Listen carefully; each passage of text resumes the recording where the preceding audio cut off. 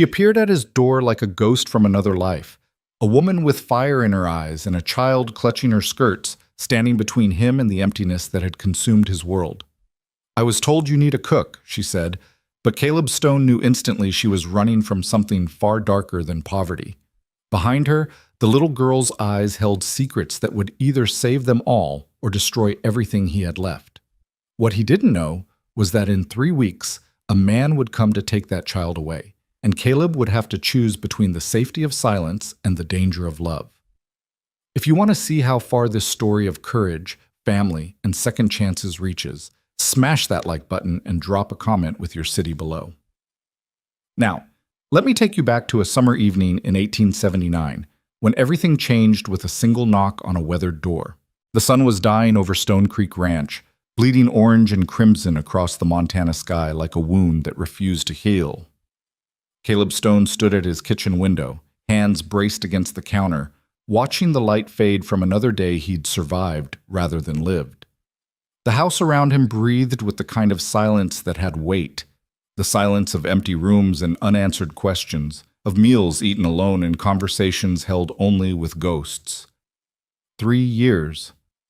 3 years since Sarah had been laid to rest on the hillside overlooking the creek, beneath the cottonwood where they'd carved their initials as young lovers who believed in forever. 3 years since this house had heard laughter or felt the warmth of purpose beyond the mechanical routines of survival. Caleb had become a man going through motions, performing the rituals of ranch life with the precision of a soldier following orders he no longer believed in. He was 34 years old and felt ancient. The kitchen reflected his state of mind, functional but hollow. Clean dishes sat stacked on shelves, not because he took pride in order, but because he used so few of them. The large oak table that had once hosted Sunday dinners and birthday celebrations now served as a desk for ranch paperwork and a resting place for saddles that needed mending. The stove, a beautiful cast-iron piece Sarah had picked out from a catalog, sat cold more often than not. Why fire it up for one man who barely tasted his food anyway? Caleb ran a hand through dark hair that needed cutting, his fingers catching on tangles he couldn't be bothered to comb out properly. His reflection in the window glass showed a man who looked older than his years, jaw shadowed with several days of beard growth, eyes hollow with the kind of tired that sleep couldn't fix, shoulders that had forgotten how to fully straighten under the weight of grief that had set up permanent residence in his chest. The ranch still functioned because Caleb Stone was nothing if not stubborn. 1,400 acres of grazing land, 200 head of cattle, horses that needed training, fences that required constant mending, and the endless cycle of seasons that demanded a man keep moving or be buried under their weight. He had 2 ranch hands, Tom, an aging cowboy who'd known Caleb since he was a boy, and Miguel, a quiet man who asked no questions and expected nothing beyond fair pay and hard work. They were good men, loyal men, but they weren't what the ranch needed. They weren't what Caleb needed, though he'd spent 3 years pretending otherwise. "Boss?" Tom had approached him 2 weeks earlier, hat in weathered hands, looking uncomfortable in the way men do when they're about to speak truth. "We need to talk about the house." "What about it?" Caleb had responded, not looking up from the bridle he'd been repairing. "It's dying, Caleb, same as you are." Tom's directness was one of his most valuable and irritating qualities. You're eating beans from a can and jerky that's tougher than boot leather. You're wearing shirts with buttons missing and socks with holes. The place looks like a bachelor camp and you look like hell warmed over. "I'm managing fine." "You're not managing, you're existing. There's a difference." Tom had stepped closer, his voice dropping. "Sarah wouldn't want this." "You know she wouldn't." The mention of her name had sent a familiar spike of pain through Caleb's chest, sharp and fresh as the day they'd closed her coffin. "Don't talk about what Sarah would want. You don't know. I know she'd kick your ass from here to Sunday if she saw you living like this." Tom had stood his ground despite the dangerous edge in Caleb's voice. "Hire a cook, Caleb, someone to put real meals on that table and bring some life back into this house. For God's sake, do something before you disappear completely into this grief." Caleb had wanted to argue, to send Tom away with harsh words that would create enough distance to keep the truth from landing, but he was tired, so damn tired, of fighting battles that had no victory at the end. So he'd simply nodded, a single sharp dip of his chin, and said, "Fine, put word out in town. Someone who can cook and doesn't talk too much. I'll pay fair wages." Tom had looked surprised, but had the wisdom not to push his small victory. He'd ridden into Stone Creek the next day and spread the word that Caleb Stone needed a cook. Caleb had expected one of the widow women from town, or maybe one of the Mexican families that worked the neighboring ranches. Someone local, someone who understood ranch life, someone who wouldn't require explanation or demand anything beyond wages and a day off on Sundays. He hadn't expected the woman who appeared at his door as twilight settled over the ranch like a blanket. The knock came just as Caleb was contemplating whether to bother with supper or just go to bed and let another day die without ceremony. It was a firm knock, not tentative or apologetic, but not aggressive either. The knock of someone who expected to be heard but wouldn't be surprised by rejection.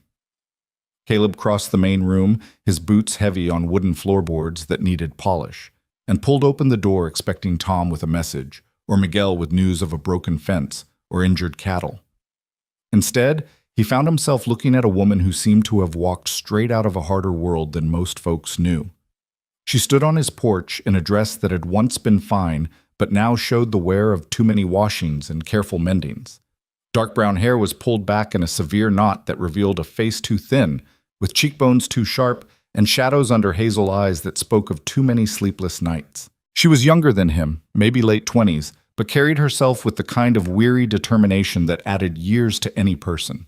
In her arms she held a large iron pot, cradled against her middle like it was precious cargo, and behind her, half hidden in the growing darkness, stood a child. "I was told you need a cook," the woman said without preamble, her voice clear and direct despite the exhaustion that lined her face. Her accent marked her as educated, maybe even from back east, which immediately raised questions in Caleb's mind about how she'd ended up on his remote ranch with darkness falling and a child in tow. Caleb's gaze moved from the woman to the little girl behind her. The child couldn't have been more than 6 or 7 years old, small for her age, with the same dark hair as the woman and eyes that watched Caleb with a mix of hope and wariness that struck something deep in his chest. She wore a dress that was clean but patched, and she held on to her mother's skirt with one small fist like it was the only anchor in a storm-tossed world. "You walked here?" Caleb asked, his mind calculating distances. The nearest town was 4 miles away, and there were no close neighbors in this direction. The road to his ranch was little more than a wagon track through rough country. "We did," the woman confirmed, lifting her chin slightly as if expecting judgment. "We're capable of work, Mr. Stone. We won't be a burden." The way she said "we" made it clear she wasn't asking for employment for herself alone. The child came as part of the package, non-negotiable. It was the kind of bold declaration that could go either way. Either he'd admire her directness, or send her packing for presuming too much. Caleb should have closed the door. He should have explained he'd expected someone from town, someone with references, someone who didn't bring complications in the form of a child who would require consideration and care. He should have offered to pay their way back to town tomorrow and wished them luck finding employment elsewhere. But the girl was looking up at him with those eyes that reminded him painfully of another child who'd never been born, the child Sarah had been carrying when the fever took her, and the woman's hands were shaking slightly as she held that pot, the tremor betraying nerves she was trying hard to hide. And Caleb realized with uncomfortable clarity that Tom had been right. He wasn't missing help. He was missing life. He was missing the sound of voices other than ranch hands discussing cattle and weather. He was missing the presence of people who saw this house as more than just a building, who might bring back some sense that it was a home worth maintaining instead of a mausoleum he was slowly being buried in. "You have a name?" he asked, his voice rougher than he'd intended. "Margaret Hale," she replied immediately. "This is my daughter, Lily." At the sound of her name, the child stepped slightly out from behind her mother's skirts, revealing more of herself to Caleb's scrutiny. She had freckles across her nose and a serious expression that seemed too old for such a young face. When she met Caleb's eyes, she didn't look away or hide, but studied him with the same careful assessment her mother had shown. "And you know how to cook?" Caleb asked, directing the question to Margaret, but watching both of them. "Yes, sir," Margaret said firmly. "I can cook, clean, mend, and manage a household. I can preserve food, tend a garden, And I'm not afraid of hard work. I'll earn my wages, Mr. Stone. You have my word on that. There was pride in her voice, the kind of pride that came from someone who'd lost much, but refused to lose herself in the process. Caleb recognized it because he'd heard the same tone in his own voice when he'd had to accept help in those first awful months after Sarah's death. The tone of someone who'd learned that accepting assistance wasn't the same as admitting defeat. You run from something. The question was blunt, but necessary.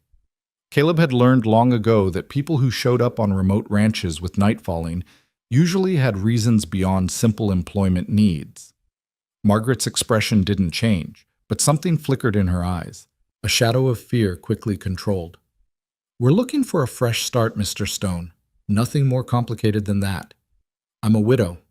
My husband died 2 years ago, and I've been making my way west since. We need stability. You need help. It seems a fair arrangement. It was a careful answer that didn't quite answer the question. But then, Caleb thought, everyone had their ghosts. He had no right to demand she spill hers when he kept his own locked so tight. The work's hard, he said, a final warning. Ranch life isn't easy. Early mornings, late nights. I run cattle, which means sometimes there's no fixed schedule, and winters here are brutal. We're not afraid of hard work, Margaret repeated, and this time her hand came down to rest on Lily's shoulder, a gesture both protective and reassuring. We just need a chance. Lily looked up at her mother, then back at Caleb. When she spoke, her voice was soft but clear in the evening quiet. Mama's a good cook, the best. She makes bread that tastes like sunshine. The unexpected poetry of it, bread that tastes like sunshine, said from such a serious little face, cracked something in Caleb's chest. He found himself almost smiling, the expression feeling strange on a face that had forgotten how. Bread that tastes like sunshine, he repeated, and Lily nodded solemnly, as if this was the most important qualification anyone could offer. Caleb stepped back, pulling the door wider. You'll stay tonight at least. There's a room off the kitchen that should work. We'll discuss terms in the morning when everyone's had rest and can think clearly. Relief flooded Margaret's face so quickly she couldn't hide it, though she tried. Thank you, Mr. Stone. You won't regret this. As she stepped past him into the house, Caleb wondered if that was true. He wondered what he was bringing into his carefully maintained isolation, what complications he was inviting past the threshold of his controlled grief. But then Lily followed her mother inside, and as she passed Caleb, she looked up at him and whispered, "Thank you for letting us stay," with such genuine gratitude that he felt ashamed of his hesitation. "Welcome to Stone Creek Ranch," he said quietly, closing the door against the night and wondering what the hell he'd just done. The room off the kitchen had been meant as a maid's quarters when Caleb and Sarah had built the house, full of hope and plans for a large family that would need help managing. It had never been used for its intended purpose. Sarah had insisted on doing her own housework, claiming she hadn't come west to sit idle while others did the living for her.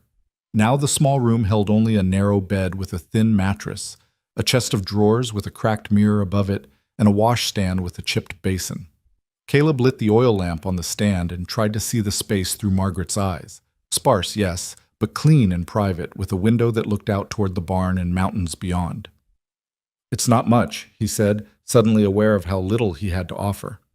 It's perfect, Margaret said firmly, setting down her iron pot and the canvas bag that contained what Caleb assumed were all their worldly possessions.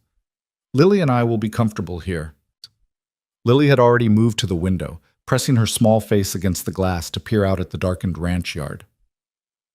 Can I see the horses tomorrow? She asked, her voice carrying the first note of childish excitement Caleb had heard from her. Lily, don't presume, Margaret said quickly, but Caleb shook his head. She can see the horses, he said. Tom, he's one of the ranch hands. He'll be around in the morning. He's good with children. He'll show her around if that's all right with you. Margaret's expression softened slightly. That's kind of you. Kitchen's through there, Caleb continued, gesturing. Help yourself to what you need. There's not much. I haven't kept the house well stocked, but there's coffee, flour, some bacon, and eggs. Tom usually brings by milk from town once a week. He paused, aware he was rambling and unsure how to extract himself from the situation gracefully. I'll be up at dawn. Don't worry about breakfast for me. I usually just grab something quick and get out to work. What time is dawn? Lily asked, turning from the window. About 5:30 this time of year, Caleb answered. The child's eyes widened. That's very early. Lily, Margaret warned again, but Caleb found himself unexpectedly charmed by the girl's directness. It is early, he agreed. But cows don't care much about sleeping in. Do cows sleep standing up? Lily asked, moving closer with the kind of curiosity that all children carried before the world taught them to hold back their questions. Sometimes, Caleb said. They can anyway, though they usually lie down when they're really resting. How do you know if they're really sleeping or just pretending? Lily, Mr. Stone has work to do, Margaret interjected, placing a gentle hand on her daughter's shoulder. Let him get to his evening. We've imposed enough for one night. But Caleb found he didn't mind the child's questions. There was something refreshing about such straightforward curiosity, such innocent interest in the mundane details of ranch life he'd long since stopped noticing. Their ears, he said, answering Lily's question. When they're really sleeping, their ears relax and droop a bit. When they're just resting but alert, their ears stay up, listening for danger.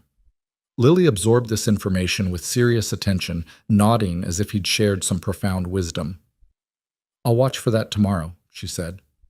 All right then, Caleb said, backing toward the door, suddenly needing distance from this strange domestic scene. I'll leave you to settle in. Good night, Mrs. Hale. Lily. Good night, Mr. Stone, Margaret said, and thank you again, truly. Caleb nodded and retreated, pulling the door closed behind him and standing for a moment in his own kitchen, trying to understand the feeling of displacement that had settled over him. The house already felt different, not better or worse, just different. There were sounds where there had been silence, the murmur of Margaret's voice as she spoke quietly to her daughter, the creak of bed ropes as someone sat down, the soft thump of that canvas bag being unpacked. People were living in his house again. He wasn't sure how he felt about that. Caleb made his way to his own bedroom, the room he'd once shared with Sarah, but that had become his alone, the room where he'd learned to sleep on one side of the bed because the other side was too painful to even look at, much less occupy. As he lay down in the darkness, still wearing most of his clothes because undressing felt like too much effort, he heard the faint sound of a child's voice through the walls. He couldn't make out the words, but the cadence was unmistakable.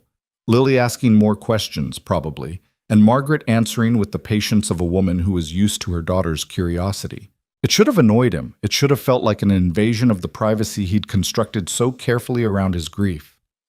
Instead, it made him realize just how silent his house had become, how silent his life had become. Maybe Tom had been right. Maybe he had been dying by inches, letting the silence swallow him piece by piece until there'd be nothing left but a bitter man going through the motions of life without ever actually living. Maybe these two strangers with their iron pot and canvas bag and questions about sleeping cows were exactly what Stone Creek Ranch needed. Or maybe Caleb was a fool, and by morning he'd regret every moment of weakness that had made him open that door, instead of sending them away. Time would tell. In the small room off the kitchen, Margaret Hale sat on the edge of the narrow bed and brushed her daughter's hair with long, gentle strokes, watching their reflection in the cracked mirror above the washstand. Do you think we can stay, Mama? Lily asked quietly, her voice small in the darkness. Margaret's hand paused mid-stroke. I don't know, sweetheart. We'll have to prove ourselves useful. Mr. Stone he's a man dealing with his own sorrows, I think. We'll need to be respectful of that.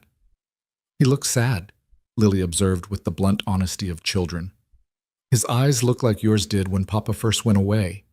The comparison made Margaret's chest tighten. She resumed brushing, needing the familiar motion to steady herself. Yes. Well, some people wear their grief on the outside. Mr. Stone seems to be one of them. But he was nice to me, Lily continued. He answered my questions even though you kept telling me to stop asking them. That's because you ask too many questions, Margaret said gently, but there was affection in her voice. Though you're right, he was kind to you. That speaks well of him. They were silent for a moment, listening to the unfamiliar sounds of the house settling around them, the creak of old wood, the whisper of wind against the walls, the distant sound of cattle lowing in the night. Mama? Lily's voice was drowsy now, the exhaustion of their long journey finally catching up to her. Yes, love? I like it here. It feels safe. Margaret closed her eyes against the sudden sting of tears. Safe. Such a simple word, such an enormous need. They'd been running for so long, looking over their shoulders, jumping at shadows, never staying anywhere long enough to catch their breath. I hope so, Lily, she whispered, helping her daughter lie down and pulling the thin blanket up to her chin. I truly hope so.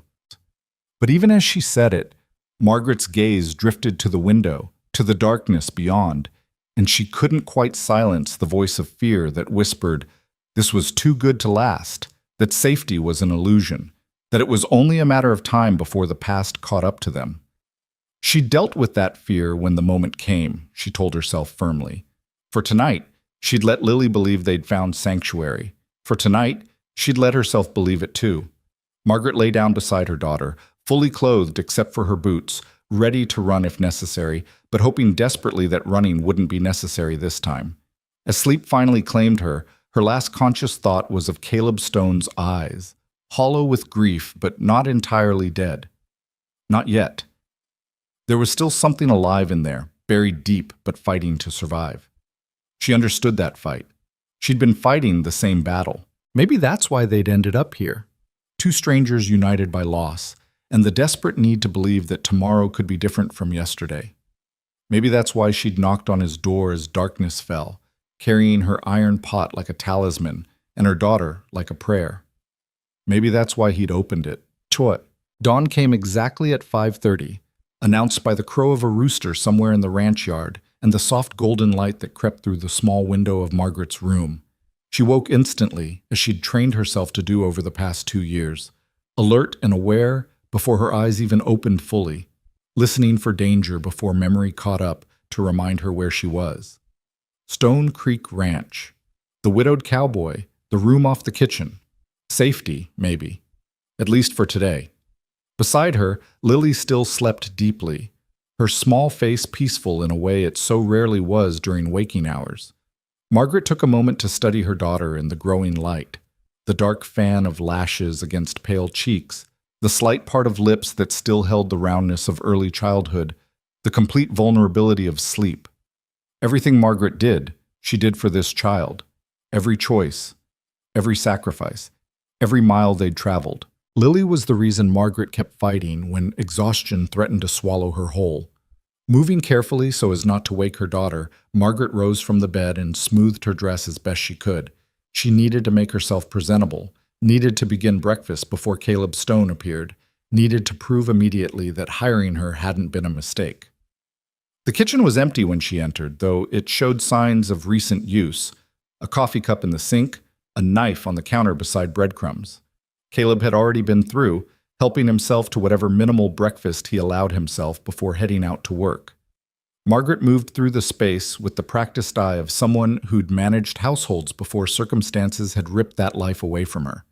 The kitchen was large and well-designed, clearly built by someone who'd envisioned it as the heart of a busy home. The cast-iron stove dominated one wall, a beautiful piece that must have cost considerable money. Good copper pots hung from hooks, though most showed signs of disuse.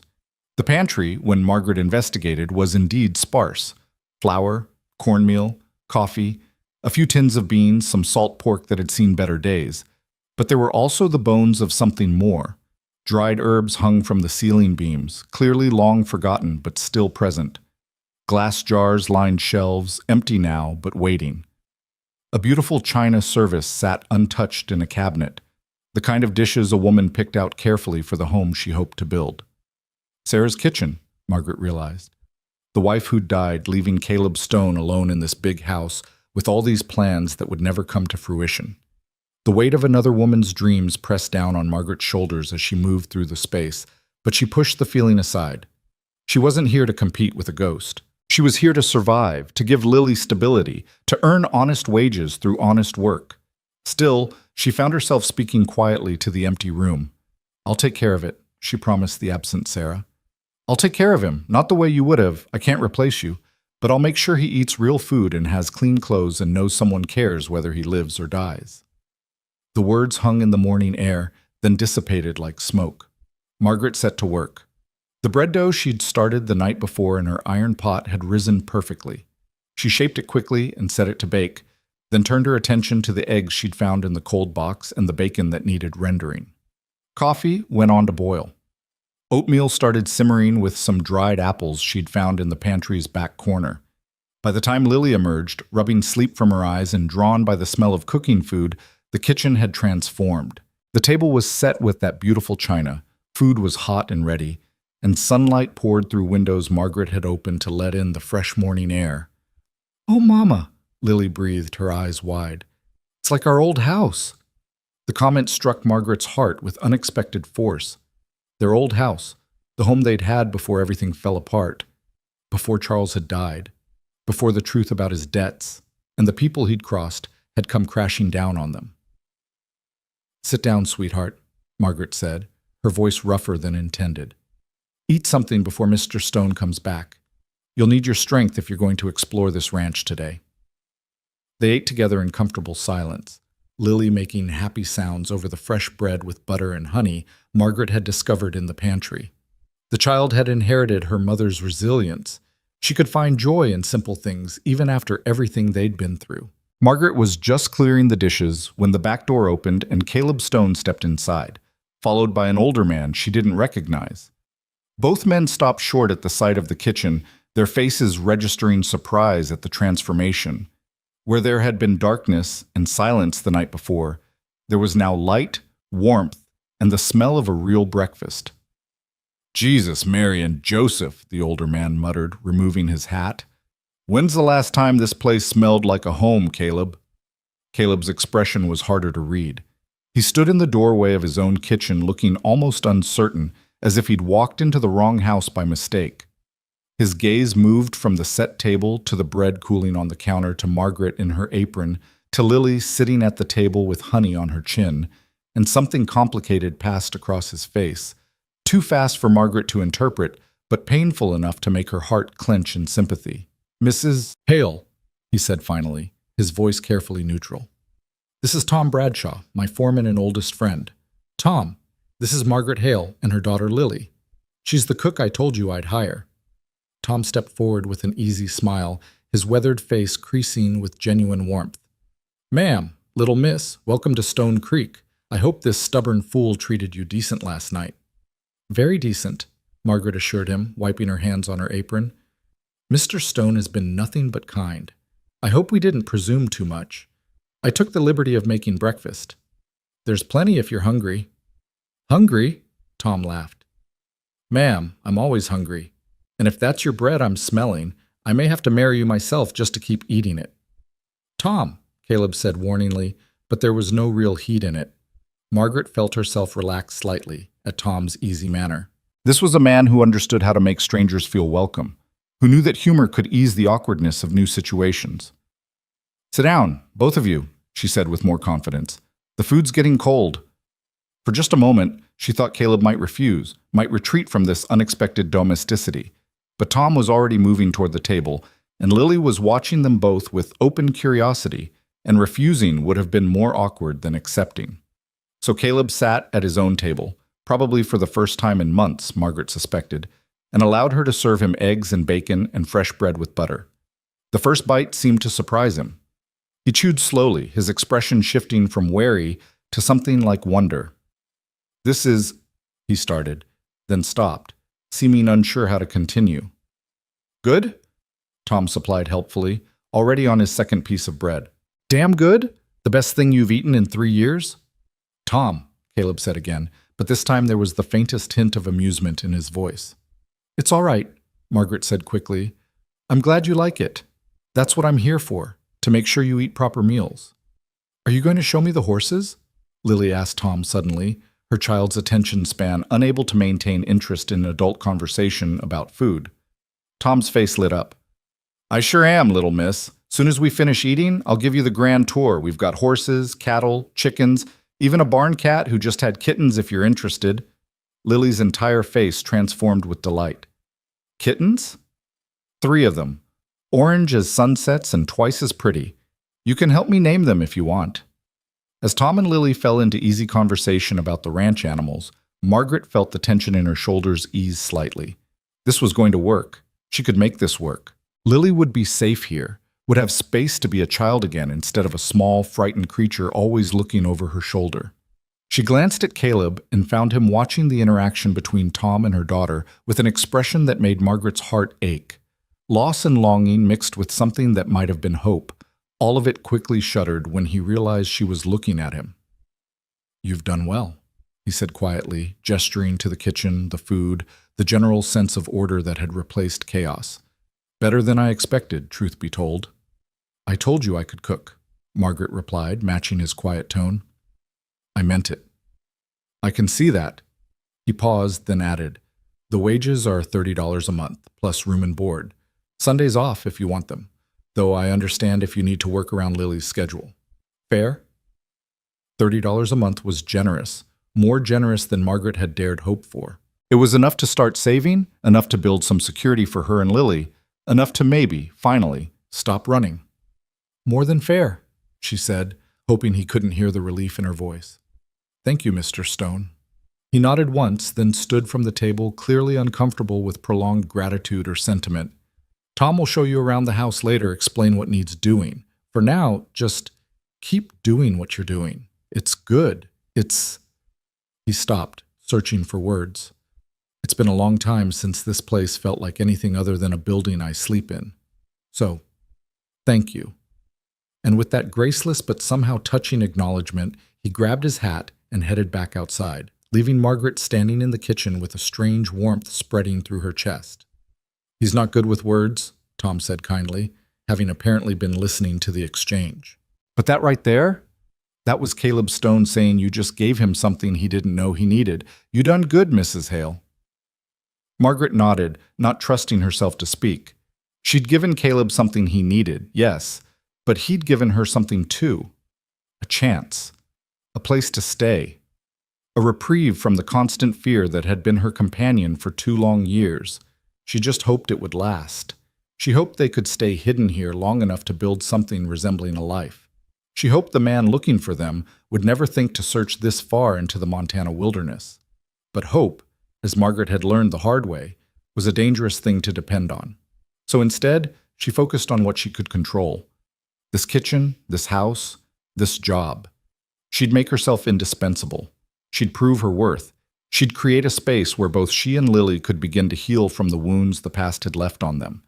And if the past came calling, well, she'd face that when it happened. For now, she had bread to bake and a child to feed and a broken cowboy to gently, carefully bring back to life. It was enough. It had to be enough. The first week passed in a rhythm that felt almost like normalcy, if normalcy could exist in a house where 3 people circled each other like cautious animals learning to share territory. Margaret rose before dawn each morning, moving quietly through the kitchen while darkness still pressed against the windows. She learned Caleb's preferences without him having to voice them. Coffee strong enough to strip paint, eggs cooked until the yolks were just barely set, bacon crisp but not burned. She learned that he ate quickly, mechanically, as if fueling his body was a chore rather than a pleasure. She learned that he never took seconds, never lingered at the table, never made conversation unless directly addressed. But she also learned that he noticed things, the way his gaze would track to the fresh flowers she'd placed in a jar on the windowsill, the almost imperceptible pause when he walked into a kitchen that smelled like cinnamon and apples instead of emptiness and dust. The careful way he hung his coat on the hook by the door instead of throwing it over a chair, as if her presence had reminded him of standards he'd once held for himself. Lily bloomed under the attention of Tom and Miguel. The old foreman had taken to the child immediately, treating her with the gentle patience of a man who'd always wanted grandchildren but never had them. He showed her how to collect eggs without spooking the hens, how to identify different bird calls, how to braid rope and mend leather. Miguel, quieter but equally kind, taught her Spanish words for all the animals and let her help brush down the horses at day's end. The child's laughter began to echo through the ranch yard, a sound so foreign that the first time Caleb heard it, he stopped mid-stride and stood frozen, listening to something he'd forgotten could exist in his world. Margaret watched him from the kitchen window, her hands stilled in the dishwater, and wondered what memories that sound awakened in him, what lost futures it represented. what it cost him to hear joy in a place that had known so much sorrow. By the second week, patterns had solidified into routines. Margaret woke to find Caleb already gone, having slipped out in the pre-dawn darkness to check fences or move cattle or perform whatever mysterious tasks filled a rancher's endless days. She prepared breakfast for herself and Lily, packed a substantial lunch for all the men, then set about the work of reclaiming a house that had been neglected for too long. The main room first, she swept away cobwebs from corners, beat dust from curtains that hadn't been touched in years, polished wood until it gleamed. She found photograph albums tucked in a trunk, their pages filled with images of a younger Caleb and a beautiful woman with kind eyes and a warm smile. Sarah, the wife who haunted every corner of this house. Margaret studied those photographs with a mix of curiosity and guilt, feeling like an intruder into private grief. Sarah had been lovely, genuinely lovely, not just pretty, but radiating something that came through even in still images, intelligence and humor and a capable strength that Margaret recognized instantly. This was a woman who would have thrived on a ranch, who would have met challenges with grace and determination. This was a woman who'd chosen Caleb Stone and built dreams with him, dreams that now sat in boxes and gathered dust. "I'm not trying to replace you," Margaret whispered to the smiling face in the photographs. "I just need to survive. We both need to survive. Me and Lily. That's all this is." But even as she said it, she wondered if that was entirely true. Because there was something about Caleb Stone that called to the parts of herself she'd thought were dead. Not attraction exactly, though she couldn't deny he was a handsome man beneath the grief and the neglect. It was something deeper than that. A recognition of kindred damage. An understanding of what it meant to keep moving forward when everything inside you wanted to stop. She replaced the albums carefully, keeping her discoveries to herself. This wasn't her history to display or discuss. She was the hired help, nothing more, and she'd do well to remember that boundary. The house responded to her care like a living thing waking from hibernation. Colors brightened as she washed away layers of accumulated grime. Rooms that had felt like tombs began to breathe again. She found linens in a chest, beautiful things embroidered with care, and after washing and mending them, she put them to use. The house deserved to be lived in, not preserved like a museum to lost happiness. Caleb noticed. He didn't comment directly, but she caught him running his hand along a newly polished banister, pausing in doorways to study rooms that had been transformed, touching things with an expression that mixed pain with something that might have been gratitude. It was on a Thursday afternoon, nearly 3 weeks into her employment, that the careful distance they'd maintained finally cracked. Margaret was in the kitchen, arms deep in bread dough, when she heard the crash from outside, followed by a string of cursing that would have made a sailor blush. She rushed to the window and saw Caleb in the yard, favoring his left leg, blood streaming from a gash on his forearm, his face twisted in pain and fury. She didn't think. She simply moved. "Lily, stay inside," she commanded as she flew out the door, grabbing clean towels from the line as she passed. Caleb looked up at her approach, his expression darkening. "I'm fine. It's nothing." "It's not nothing. You're bleeding everywhere," Margaret said flatly, reaching for his arm. He tried to pull away, but she held firm with a strength born of necessity. "Hold still and let me see."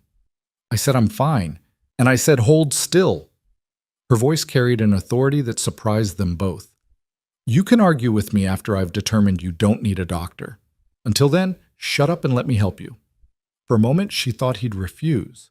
She could see the war playing out across his face, pride versus pain, independence versus need. But then his shoulders sagged slightly, and he allowed her to lead him to the porch steps. The cut was deep but clean, slicing across his forearm, where he'd apparently caught it on barbed wire. Margaret worked quickly and efficiently, cleaning the wound with water and whiskey, her hands steady despite the intimacy of touching him, of holding his arm across her lap while she worked. "This needs stitches," she said after examining it closely. "Just wrap it. It'll heal." "It'll heal wrong, and probably get infected. Don't be foolish." She looked up at him, their faces closer than they'd ever been.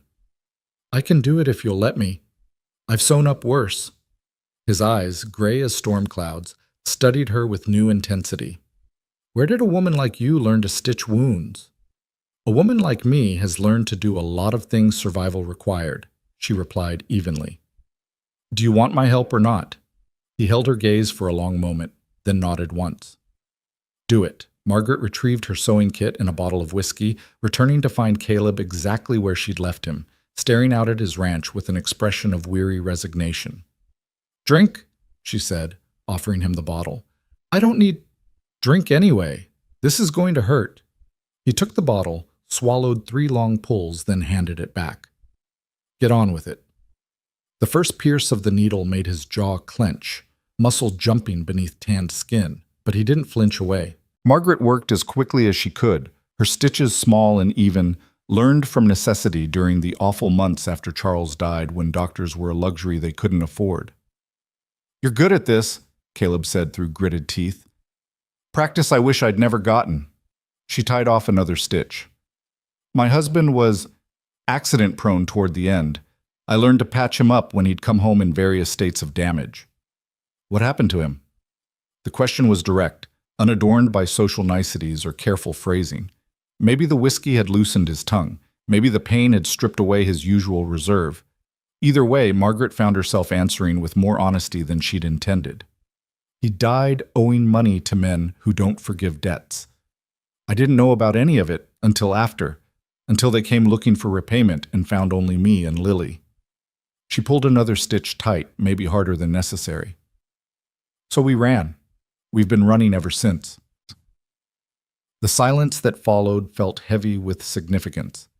Margaret kept her eyes on her work, afraid to look up, afraid of what she'd see in his face. Judgment? Pity? Disgust that he'd brought such trouble into his home? Is someone still looking for you?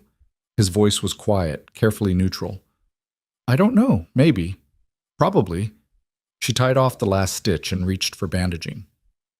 The debt was substantial. The men Charles crossed are the type who make examples of people. But it's been 2 years. Maybe they've given up. Maybe they've forgotten. Maybe you're fooling yourself, Caleb finished bluntly. Men like that don't forget. They don't forgive. If you owe them money, they'll keep looking until they find you or until they're dead themselves. Margaret's hands stilled in their wrapping. I know that. Don't think I don't know that. But what choice do I have? Keep running forever? Lily deserves more than a life lived in constant fear. She deserves stability, school, friends, a childhood that's more than just moving from place to place in the dark. So you came here.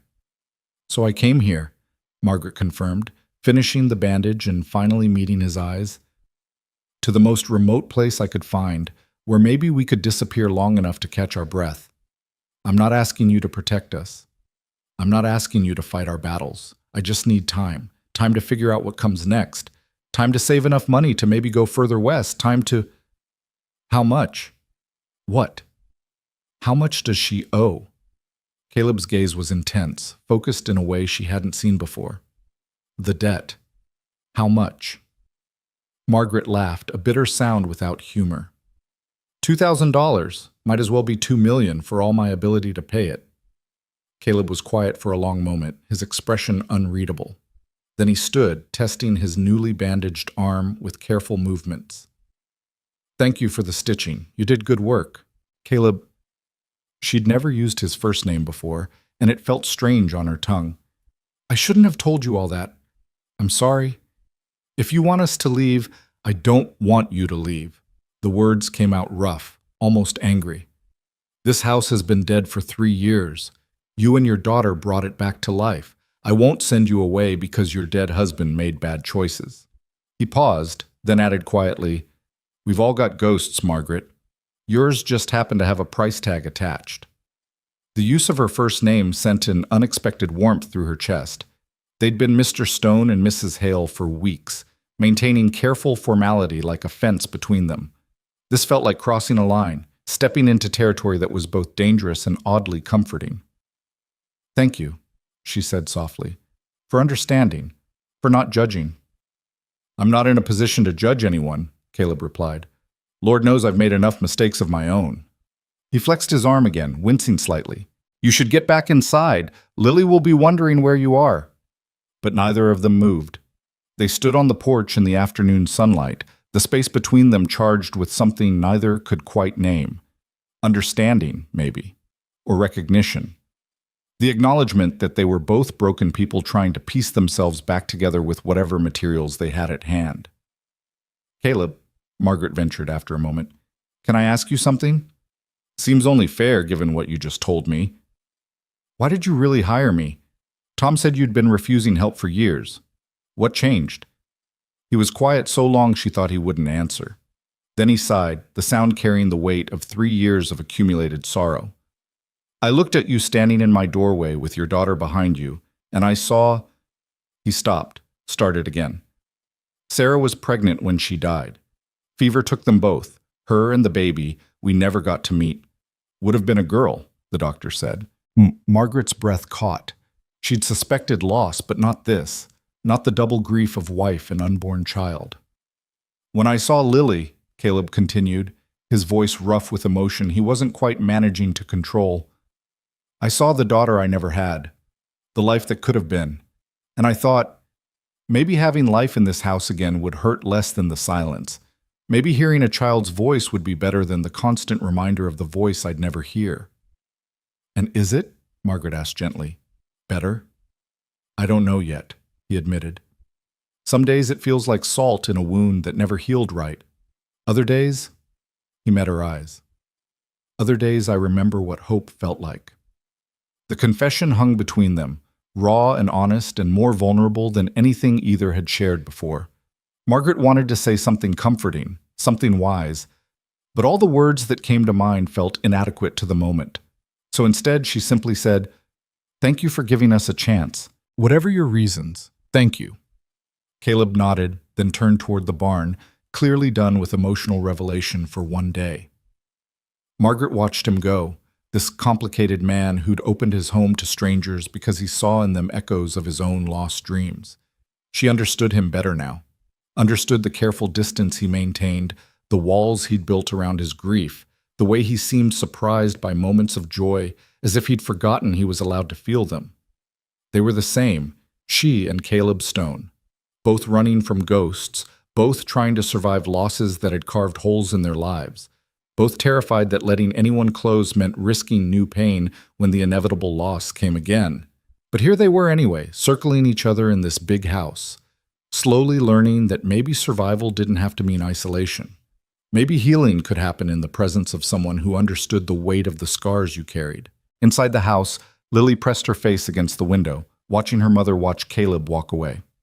The child's young mind couldn't understand all the complicated feelings swirling between the adults, but she understood safety. She understood that here, on this ranch, with this sad cowboy and her strong mother, she felt less afraid than she had in 2 years.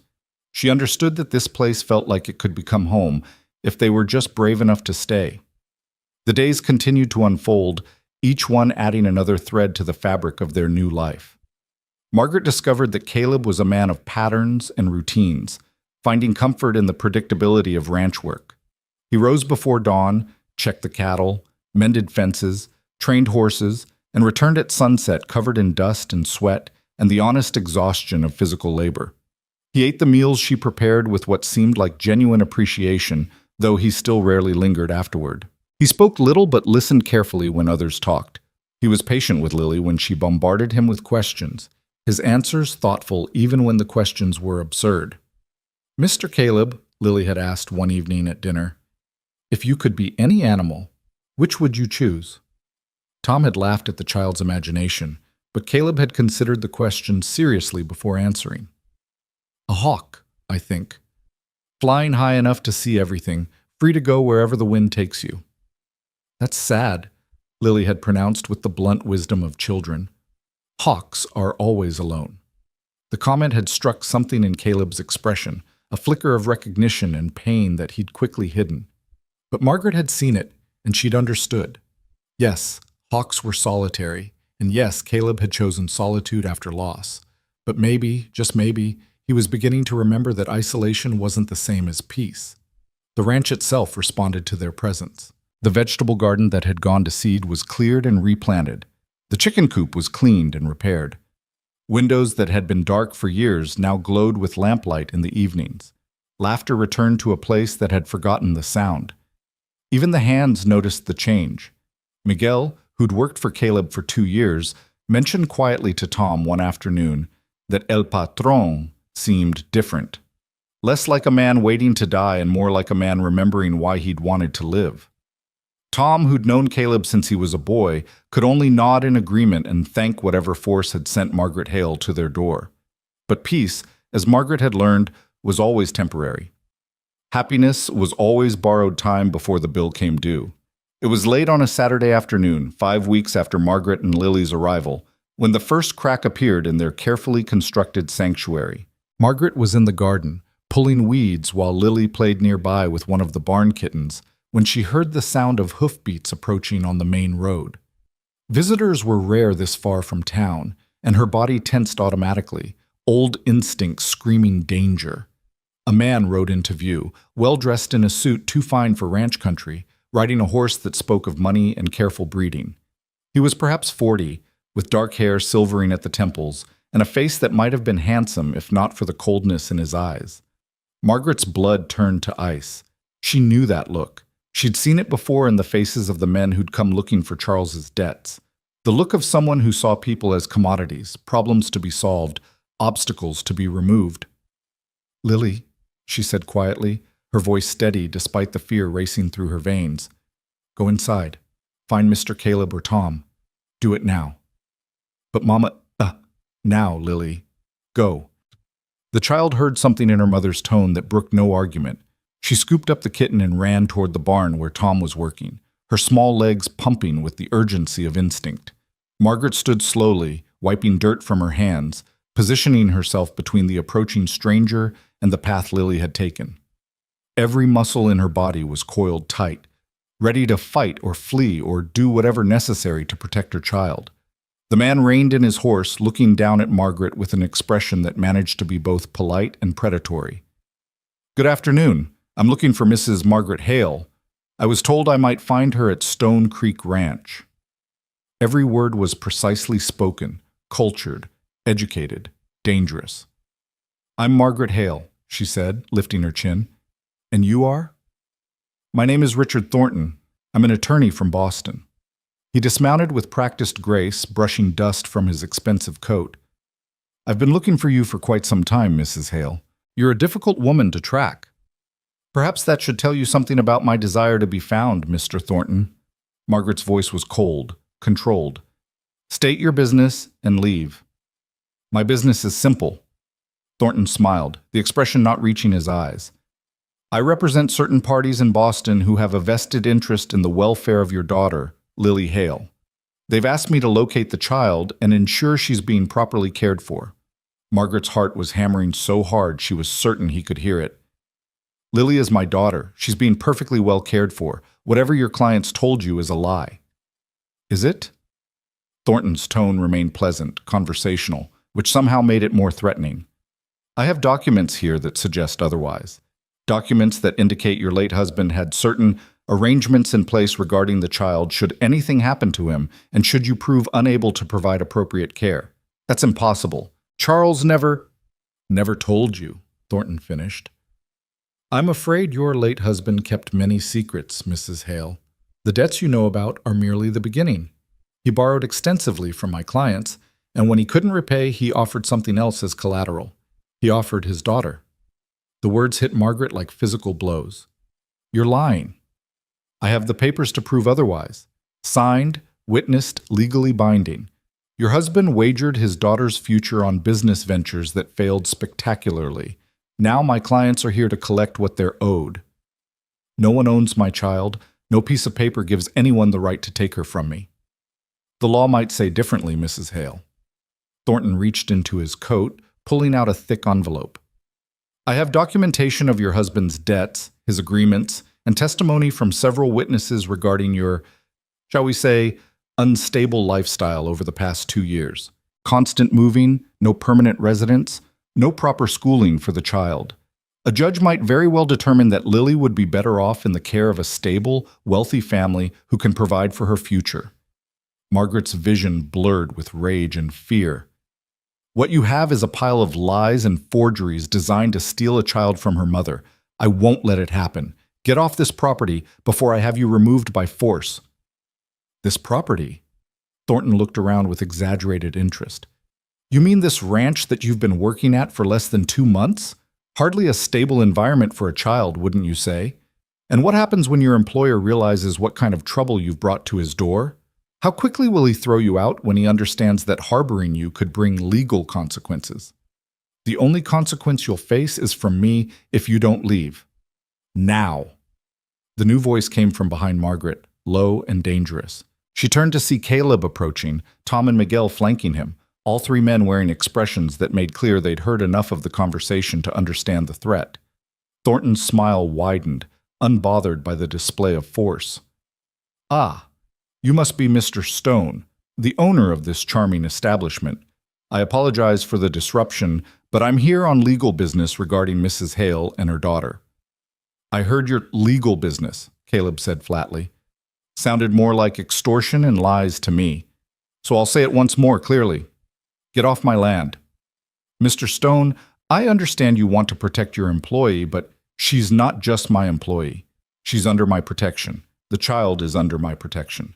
And I don't take kindly to threats against people under my protection.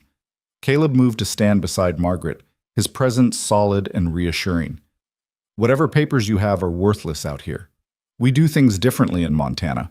We protect our own. How noble, Thornton said dryly. But protection won't matter when the law arrives. I'll be back with a federal marshal and a court order. And when I return, I'll be taking the child into custody, whether you approve or not. He swung back into his saddle with fluid ease. You have 1 week to make your peace with it. After that, resistance will only make things harder for everyone involved. He turned his horse and rode away at a leisurely pace, confident and unhurried, a man who believed the law was on his side. Margaret's legs gave out the moment he was out of sight. She would have fallen if Caleb hadn't caught her, his strong hand steadying her as she gasped for breath against the panic threatening to overwhelm her completely.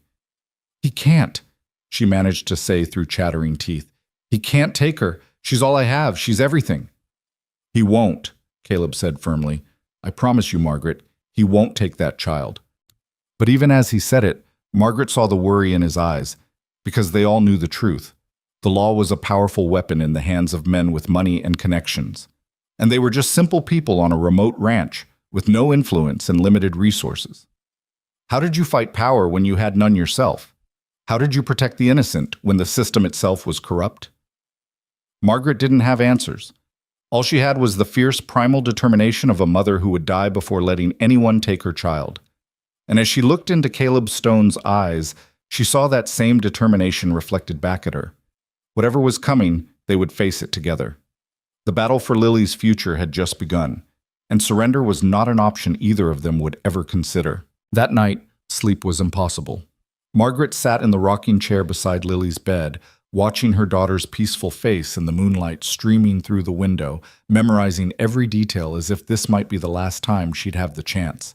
The curve of those small cheeks, the dark lashes fanned against pale skin, the slight part of lips that trembled with each breath. Every mother's instinct in her body screamed that danger was coming, and this time there might be no escape.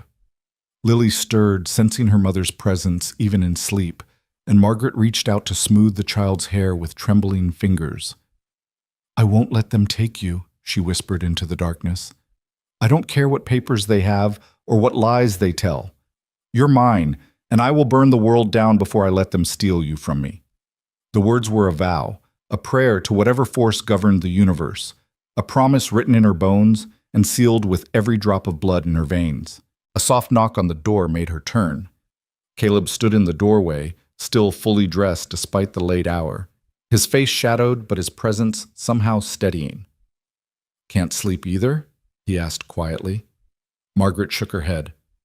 Every time I close my eyes, I see him taking her. I see her crying for me while strangers carry her away to some house in Boston, where she'll be raised by people who bought her like property. Caleb stepped into the room, moving carefully so as not to wake Lily. That's not going to happen. You can't promise that. You heard what he said. He has papers, witnesses, legal authority. What do we have? Nothing but our word against his. We have the truth. Caleb's voice was low but firm. And we have something he doesn't expect. We have people who'll fight for that child because it's right, not because there's money in it. Margaret wanted to believe him. She wanted to have faith that truth and righteousness could stand against wealth and corruption. But she'd learned the hard way that the world didn't work that way.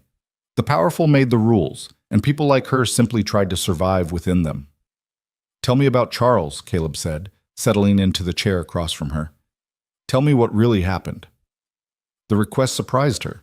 In the weeks she'd been here, they'd maintained careful boundaries around their pasts, sharing only what was necessary and leaving the painful details buried. But tonight, with threat hanging over them like a gathering storm, those boundaries felt less important than understanding. So Margaret told him. She told him about meeting Charles Hale when she was 22, a teacher in a small school in Philadelphia. He'd been charming, educated, full of grand plans and bigger promises. He'd courted her with poetry and passion, painting pictures of a life filled with adventure and security. She'd believed him because she'd wanted to believe, because loneliness made you vulnerable to beautiful lies. The first year of marriage had been good. Charles worked as an accountant for a shipping company. They'd had a small but comfortable home. And when Lily was born, Margaret had felt her life was complete. She had a family. She had purpose. She had everything she'd ever wanted. But then Charles had started coming home late, smelling of whiskey and cigars, making excuses that grew increasingly elaborate and decreasingly believable. Money became tight. He became secretive, irritable, prone to disappearing for days at a time with explanations that made no sense. "I knew something was wrong," Margaret said, her voice barely above a whisper, so as not to wake Lily. "I confronted him repeatedly, but he always had an answer, always had a reason why I was worrying over nothing. He made me feel foolish for questioning him, made me doubt my own instincts. The night Charles died, he'd come home in a panic, bleeding from a wound he wouldn't explain, shoving papers into a satchel and telling Margaret to pack essentials because they needed to leave immediately. Before she could demand answers, men had burst through their door, rough men with violence in their eyes and demands for money Charles didn't have. There'd been a fight. Shouting, crashes, Lily crying in Margaret's arms while she tried to shield her daughter from seeing things no child should witness. And then Charles had been on the floor, blood spreading beneath him, his eyes going distant while he gasped out his final words. "He told me to run," Margaret continued, tears streaming down her face now, the memories as fresh as if they'd happened yesterday instead of 2 years ago. "He said he'd borrowed money from the wrong people, that he'd gambled it away trying to win enough to pay off earlier debts. He said they'd come for me, for Lily, to collect what he owed. His last words were, 'Protect our daughter.' And then he was gone, and those men were looking at me like I was the solution to their problem." She'd grabbed Lily and run, leaving behind everything they'd owned except what she could carry. For 2 years they'd moved constantly, Philadelphia to Pittsburgh, to Cleveland, to Chicago, to St. Louis, always one step ahead of the men hunting them, always looking over their shoulders, never staying anywhere long enough to feel safe. "I thought we'd finally gotten far enough," Margaret said bitterly. "I thought Montana was remote enough, hidden enough. I thought I could give Lily a real home here, a real childhood. I was a fool." "You were a mother trying to protect her child," Caleb corrected. "There's no shame in that, and you're not a fool for believing you deserved safety. But I brought danger to your door. Thornton knows we're here now. He'll be back with authorities, with documents that might be forged but will look legitimate enough. How do we fight that? How do we prove those papers are lies when we have no resources, no connections, no power?" Caleb was quiet for a long moment, his gaze on Lily's sleeping form. When he finally spoke, his voice carried a determination Margaret hadn't heard before.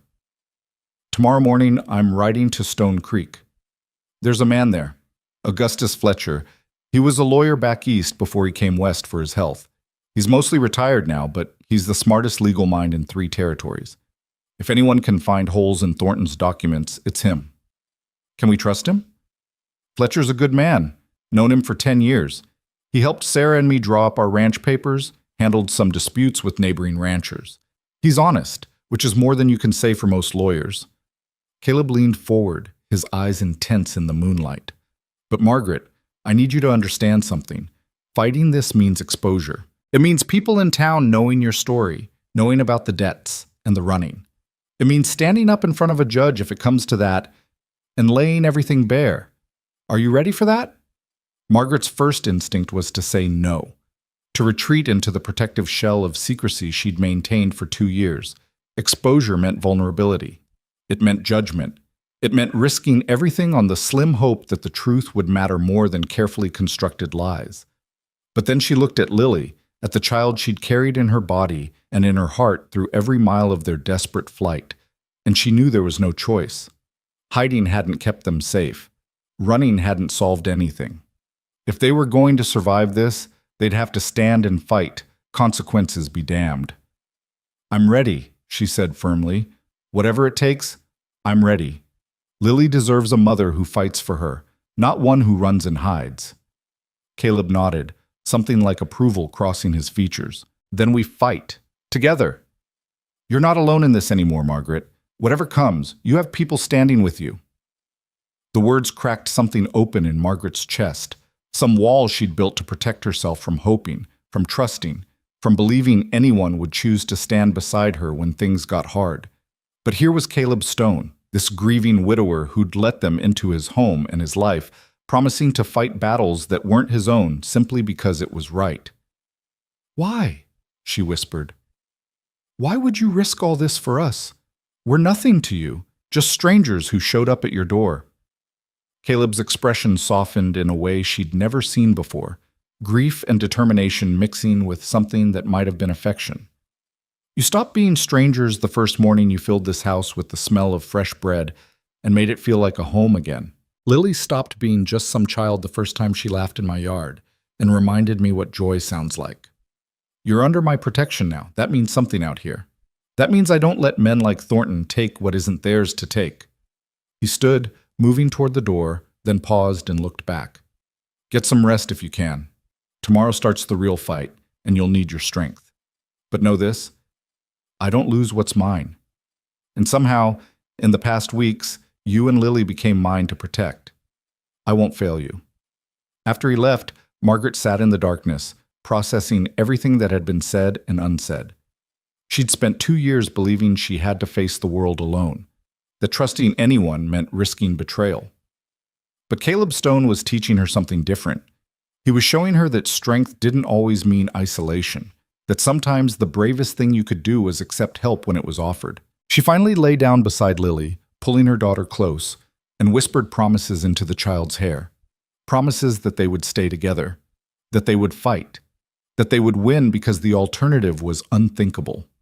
Morning came too quickly, announced by the rooster and the gradual lightening of the sky from black to gray to the pale gold of dawn. Margaret rose and went through the motions of preparing breakfast, her hands performing familiar tasks while her mind raced through scenarios, each one more frightening than the last. Caleb appeared as the coffee finished brewing, already dressed for riding, his face set with purpose. "I'll be back by nightfall. Tom and Miguel will stay close to the house. Don't let Lily out of your sight. And if Thornton comes back before I return, you send Miguel for the sheriff. Don't engage with him alone." "The sheriff can be trusted?" Margaret asked, handing him a cup of coffee and a cloth-wrapped bundle of food for the journey. "Sheriff Morrison's a fair man. He won't let anyone take a child without proper cause, and he sure as hell won't appreciate some Boston lawyer trying to throw weight around in his territory." Caleb drained the coffee in 3 long swallows.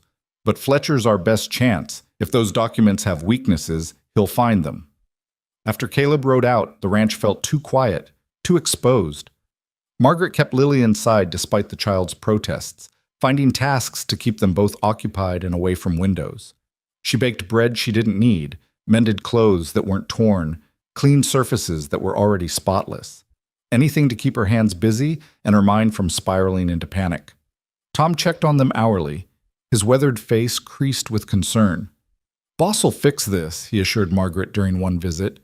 "He's got that look he used to get when facing down rustlers or dealing with difficult cattle buyers. Means he's in fighting mode, and Caleb Stone in fighting mode is something to see." "I hope you're right," Margaret said. "I hope determination is enough." Determination plus Fletcher's legal mind plus the fact that everyone in Stone Creek knows Caleb's an honorable man, that's more than enough, ma'am. You'll see. But as the day wore on and shadows lengthened, Margaret's anxiety only grew. She imagined Caleb being turned away by Fletcher, or worse, discovering that Thornton's documents were ironclad and legal. She imagined marshals arriving before Caleb returned, dragging Lily away while Margaret screamed and fought uselessly against overwhelming force. She imagined losing her daughter, and the thought made her physically ill. Lily sensed her mother's distress despite Margaret's attempts to hide it. The child stayed close, unusually quiet, her small hand finding Margaret's whenever possible. "Mama, are bad men coming?" she asked finally, her voice trembling. Margaret knelt down, taking her daughter's face in her hands. "Some people might try to cause trouble, sweetheart, but Mr. Caleb is working to stop them. And no matter what happens, I want you to remember something important. You are my daughter. Nothing anyone says or does can change that. You belong with me, and I will fight with everything I have to keep us together. Do you understand?" Lily nodded, tears welling in her eyes. "I don't want to go away from you." "You won't. I promise you, baby, you won't." Margaret pulled her daughter into a fierce embrace, silently adding all the things she couldn't say aloud. That she'd kill anyone who tried to take this child, that she'd run again if necessary, harder and farther than before. That there was no law, no document, no threat in the world that could make her willingly surrender her daughter. The sun was setting when they finally heard hoofbeats approaching. Margaret's heart leapt into her throat, her body tensing for flight or fight. But then she saw it was Caleb returning, and beside him rode an older man with white hair and sharp eyes behind wire-rimmed spectacles. Fletcher. It had to be Fletcher. Margaret met them at the door, trying to read Caleb's expression for clues about what he'd learned. His face was carefully neutral, giving nothing away, which somehow made her more nervous. "Mrs. Hale," the older man said, dismounting with the stiffness of age. "I'm Augustus Fletcher. Caleb's told me about your situation. Might we come inside and discuss it properly?" They settled in the main room, Lily sent to her room despite her protests, while Fletcher spread papers across the table. Notes he'd made during his conversation with Caleb, references to territorial law, precedents from cases he remembered. "First things first," Fletcher said, his voice calm and professional. "Tell me everything about these men your husband owed money to. Names, if you know them, what they look like, anything Charles might have said about them." Margaret recounted what she knew, which felt painfully inadequate. Charles had been secretive, paranoid. He'd mentioned names in his final moments: Sullivan, Brennan, people involved in gambling and worse, but nothing concrete enough to trace. Fletcher nodded, making notes. "And this Thornton, describe him precisely. His appearance, his manner of speaking, any details you remember." Margaret did her best, painting a picture of the well-dressed attorney with cold eyes and cultured voice. Fletcher's expression grew increasingly interested as she spoke. "Tell me," he said when she finished. "Did Thornton show you these supposed documents? Let you examine them?" "No, he just claimed to have them, said they were signed and witnessed." "Interesting." Fletcher tapped his pen against his notes. "Because if the documents were legitimate, he would have served you with them immediately. The fact that he merely threatened their existence suggests they might not be as ironclad as he wants you to believe." Hope flickered in Margaret's chest. "You think they're forgeries?" "I think it's possible. Men like Thornton operate in gray areas, using intimidation and the appearance of legal authority to get what they want, but appearance isn't the same as reality." Fletcher leaned back, studying Margaret with sharp eyes that missed nothing. "However, we need to consider another possibility. What if the documents are real? What if Charles did, in his desperation, sign away some claim to his daughter?" The words hit Margaret like a physical blow. "He wouldn't. He loved Lily." "Desperate men do desperate things," Fletcher said gently. "I'm not saying he did it willingly or with full understanding of what he was signing. Loan sharks are experts at burying important clauses in complex documents, but we need to prepare for all possibilities." "So what do we do?" Caleb asked, speaking for the first time since they'd sat down. "How do we fight this?" Fletcher was quiet for a moment, organizing his thoughts. "First, we demand to see the actual documents. Under territorial law, no child can be removed from a parent's custody without proper legal proceedings. That means Thornton needs to present his evidence before a judge. We'll force him to do exactly that." "And if a judge sides with him?" Margaret's voice was barely steady. "Then we appeal. We fight. We bring character witnesses who can testify to your fitness as a mother and the child's well-being in your care. We challenge every aspect of those documents, the signatures, the witnesses, the circumstances under which they were allegedly signed. We make it expensive and difficult and public enough that Thornton's clients might decide it's not worth the trouble. Fletcher's gaze moved between Margaret and Caleb, something calculating in his expression.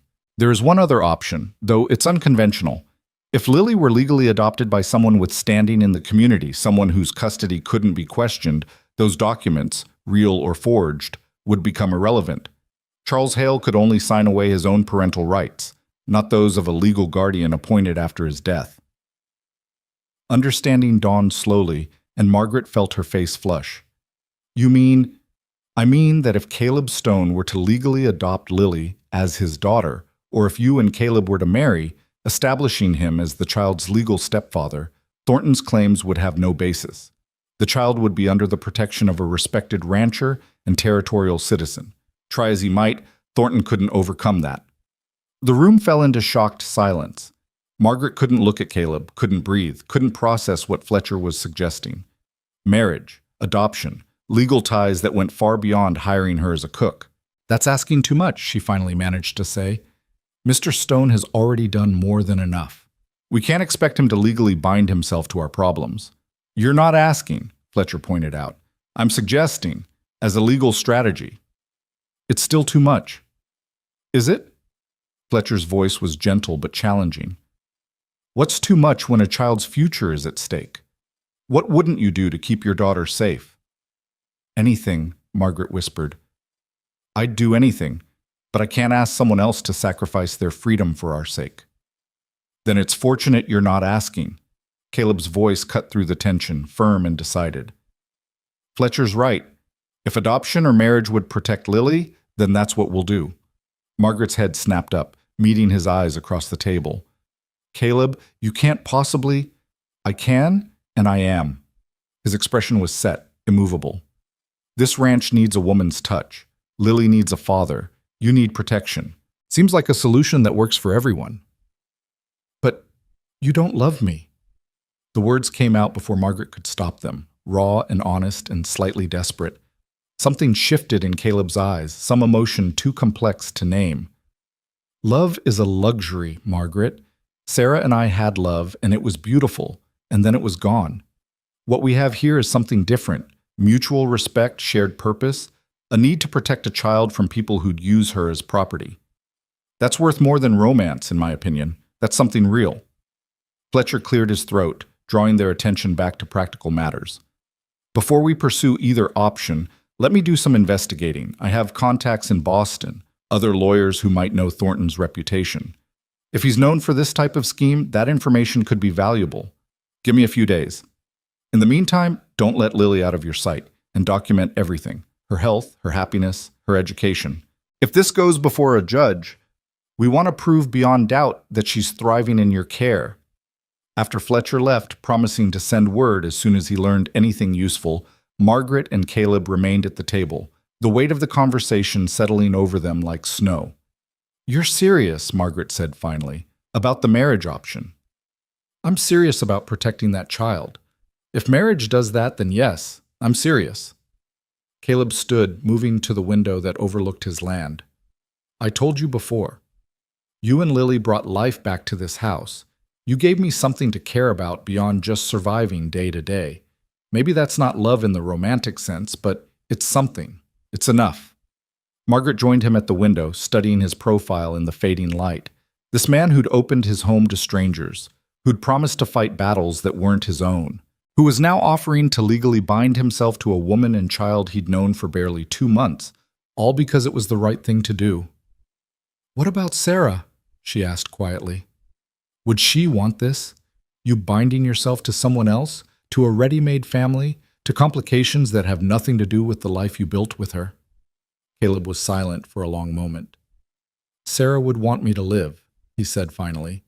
She'd want this house filled with laughter instead of ghosts. She'd want me to find purpose again. And she'd definitely want an innocent child protected from men who'd treat her like property. He turned to face Margaret fully. This isn't about replacing Sarah or forgetting what we had. This is about honoring her memory by being the kind of man she believed I was, the kind who stands up for what's right, no matter the personal cost. Tears stung Margaret's eyes. I don't deserve your kindness. Kindness has nothing to do with it. This is justice. This is refusing to let evil men win because they have money and we don't. His hand found hers, squeezing gently. We're in this together now, Margaret. Whatever comes, we face it as a united front. Whether that means marriage or adoption or just standing side by side in court, we don't let them break us. Agreed? Margaret nodded, unable to speak past the emotion clogging her throat. For 2 years, she'd believed she had to fight alone, had to protect Lily through her own strength and cunning. But here was Caleb Stone, offering to share the burden, to stand as a shield between her daughter and the darkness pursuing them. Agreed, she finally managed. Together. They stood there as night fell completely, hands clasped, both staring out at the ranch that had somehow become a battleground. Neither of them knew what the next days would bring. Neither could predict whether Fletcher would find ammunition for their fight or whether Thornton would return with overwhelming force. But they knew one thing with certainty. They wouldn't surrender. They wouldn't let fear dictate their choices. They would fight for Lily with everything they had, consequences be damned. In her room, Lily pressed her ear against the door, listening to the murmur of adult voices discussing her future. She didn't understand all the words, couldn't grasp all the complexities, but she understood the important part. Mr. Caleb was trying to keep her safe. Mama was fighting to keep them together. And somehow, in the midst of all this fear and uncertainty, the three of them were becoming something like a family. It wasn't what Lily had imagined family would be. There was no real father, no traditional happiness, no simple happily ever after. But there was fierce devotion. There was determination to protect each other. There was a willingness to sacrifice personal comfort for collective safety. Maybe that was what family really meant. Not blood or law or conventional arrangements, but choosing to stand together when the world tried to tear you apart. Lily climbed into bed and closed her eyes, holding tight to that thought like a talisman against the darkness. Whatever came next, they would face it together. Mr. Caleb had promised, and Mama had agreed, and Lily trusted them both with the absolute faith that only children possess. They would be okay. They had to be okay. Because the alternative was too terrible to imagine, and Lily had learned that sometimes the only way to survive fear was to refuse to let it win. Tomorrow would bring new challenges. But tonight, in this house that had become their sanctuary, 3 people bound together by circumstance and choice would rest and gather strength for the battle ahead. The fight for Lily's future was just beginning, and surrender had never been an option any of them would consider. 3 days passed in tense anticipation, each hour stretching like pulled taffy while they waited for word from Fletcher. Margaret threw herself into work with almost manic energy, scrubbing floors that didn't need scrubbing, reorganizing pantries that were already organized, baking enough bread to feed an army. Anything to keep her hands busy and her mind from spinning through worst-case scenarios. Caleb stayed closer to the house than usual, finding tasks that kept him within shouting distance. He repaired the porch railing that had been loose for months, replaced shingles on the barn roof, mended tack in the yard where he could see both doors. Tom and Miguel took turns keeping watch on the main road, ready to sound an alarm if Thornton or anyone else approached. Lily felt the tension like a physical presence, growing quieter each day, staying close to Margaret with an anxiety that broke her mother's heart. The child who'd begun to bloom in the safety of the ranch was retreating back into the frightened creature they'd been during their years of running. On the afternoon of the 3rd day, a rider appeared on the horizon. Not Fletcher, but a young man Margaret didn't recognize, carrying a leather satchel that marked him as a messenger.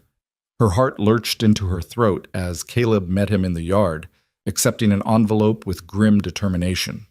Fletcher sent word, Caleb said, returning to the house where Margaret waited with white-knuckled hands gripped together. He's found something, wants us to come to town tomorrow morning early, says it's important we meet before Thornton makes his next move. Did he say what he found? Margaret's voice came out thin, reedy with hope she was afraid to feel. No details in the message, just that we need to come, and we need to bring Lily. Caleb's expression was unreadable. He also says to bring any papers you have from your marriage to Charles, anything that might prove dates or circumstances. Margaret's mind raced through their meager possessions. She had her marriage certificate, carefully preserved despite 2 years of running. She had Lily's birth certificate. She had a few letters Charles had written during a business trip early in their marriage, before everything fell apart. Not much, but perhaps enough. "We'll go," she said firmly. "All three of us. Whatever Fletcher's found, we face it together." That night, Margaret barely slept. She lay in the darkness, listening to Lily's breathing, trying to memorize the sound in case this was one of the last nights they'd share a room. The thought made her physically ill, but she forced herself to consider it. If tomorrow brought bad news, if Fletcher had discovered Thornton's documents were legitimate and unassailable, what would she do? Run again? Fight anyway?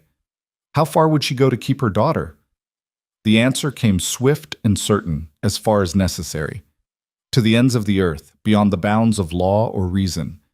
She was a mother, and mothers didn't calculate costs when their children's lives hung in the balance. Morning came gray and cold, autumn asserting itself with frost that painted the windows and breath that misted in the air. Margaret dressed carefully, choosing her best dress.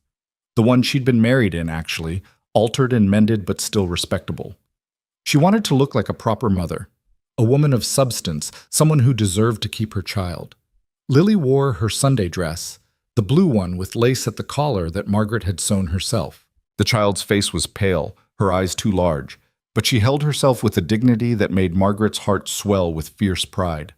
Whatever else Charles had been, whatever mistakes he'd made, he'd given Margaret this extraordinary child. That counted for something. Caleb appeared dressed in clothes Margaret had rarely seen him wear. A proper suit, dark and well-tailored, his hair neatly combed and face freshly shaved. He looked like a different man, transformed from weathered rancher to respectable gentleman.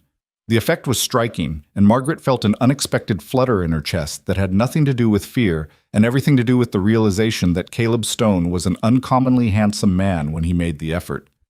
"Ready?" he asked, and Margaret nodded, taking Lily's hand and following him to the wagon he'd prepared.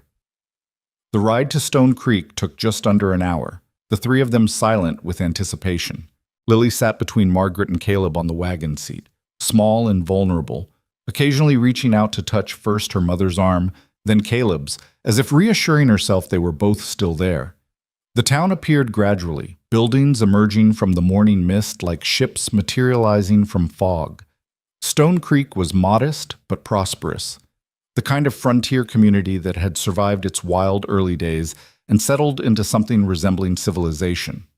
The main street boasted a general store, a hotel, a saloon that had been converted to a respectable restaurant, a church, and at the far end, a small building that served as both courthouse and town hall. Fletcher's office occupied the second floor above the general store, accessible by an external staircase. The lawyer himself met them at the door, his expression grave but not without hope.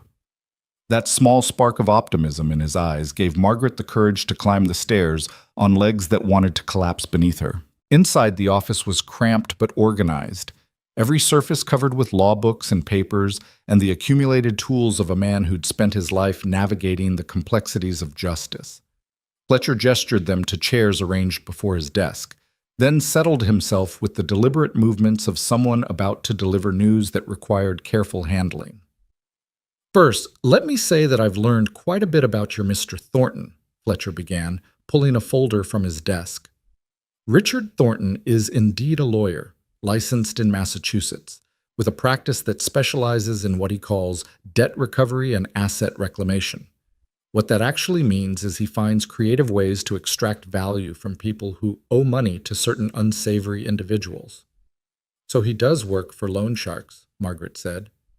"In essence, yes, though he operates within legal boundaries, or appears to, which makes him more dangerous than simple thugs." Fletcher opened the folder, revealing pages of notes. "I contacted an old colleague in Boston who was able to investigate Thornton's recent activities. It seems your husband did indeed borrow a substantial sum from men connected to organized gambling operations. $2,000, as you suspected." Margaret's heart sank. So the debt was real. That meant everything else might be real too. "However," Fletcher continued, his tone sharpening, "there is no record of any agreement involving your daughter, no documents filed with any court, no witnesses who can be located. No evidence whatsoever that Charles Hale signed over any rights to his child as collateral for the loan. Hope surged so suddenly, Margaret felt dizzy. So Thornton's lying? About the documents, almost certainly. What he likely has is the original loan agreement, which is legitimate, and perhaps some fabricated addendum that he hopes to use to intimidate you into surrendering the child without legal challenge. Fletcher leaned forward. His pattern is well established. He threatens legal action, waves official-looking papers, relies on people being too poor or too frightened to fight back. Most of his targets simply comply, believing they have no choice. But we have a choice, Caleb said, his voice hard. You do. We demand he present his evidence before a territorial judge. We challenge every document, every signature, every claim. And we have something he doesn't expect. We have you, Mr. Stone, willing to serve as guardian and protector. That changes everything. Fletcher pulled out another set of papers, these ones fresh and clearly prepared specifically for this meeting. I took the liberty of drawing up 2 sets of documents. The first is an adoption petition, which would make Lily legally your daughter, Mr. Stone, with Mrs. Hale's consent. The second is a marriage license and a petition naming you as legal stepfather upon marriage. Either would effectively nullify any claim Thornton might fabricate, because Charles Hale's alleged agreements would become irrelevant once parental authority transfers to someone else. Margaret stared at the papers, her mind struggling to process. You want us to decide right now? Today? I want you to be prepared. Thornton will return, probably within the next few days. When he does, we need to present him with facts that make pursuing this case more trouble than it's worth.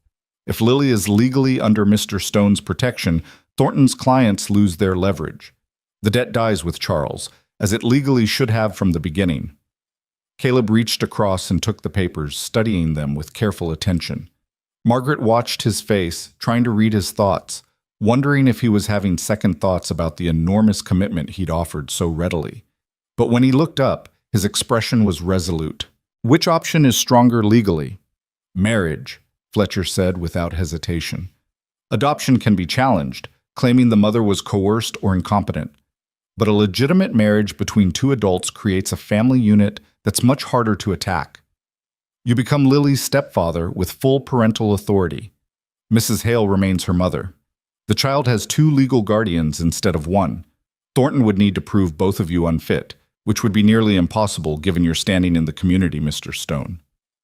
Margaret felt the walls closing in, her breath coming short. This was happening too fast, racing toward a decision that would bind her to a man she barely knew, that would transform her entire life in ways she couldn't predict. Yes, Caleb was kind. Yes, he'd shown himself to be honorable and protective. But marriage. Legal, binding marriage. Margaret. Caleb's voice cut through her spiraling thoughts. Look at me. She forced her eyes to his, finding steadiness there that anchored her panic. We don't have to do this, he said quietly. If you're not comfortable with marriage, we try the adoption route. If you'd rather fight without these legal protections, we do that. This is your choice. I'm offering options, not demands. But Fletcher said marriage is the stronger option, Margaret whispered.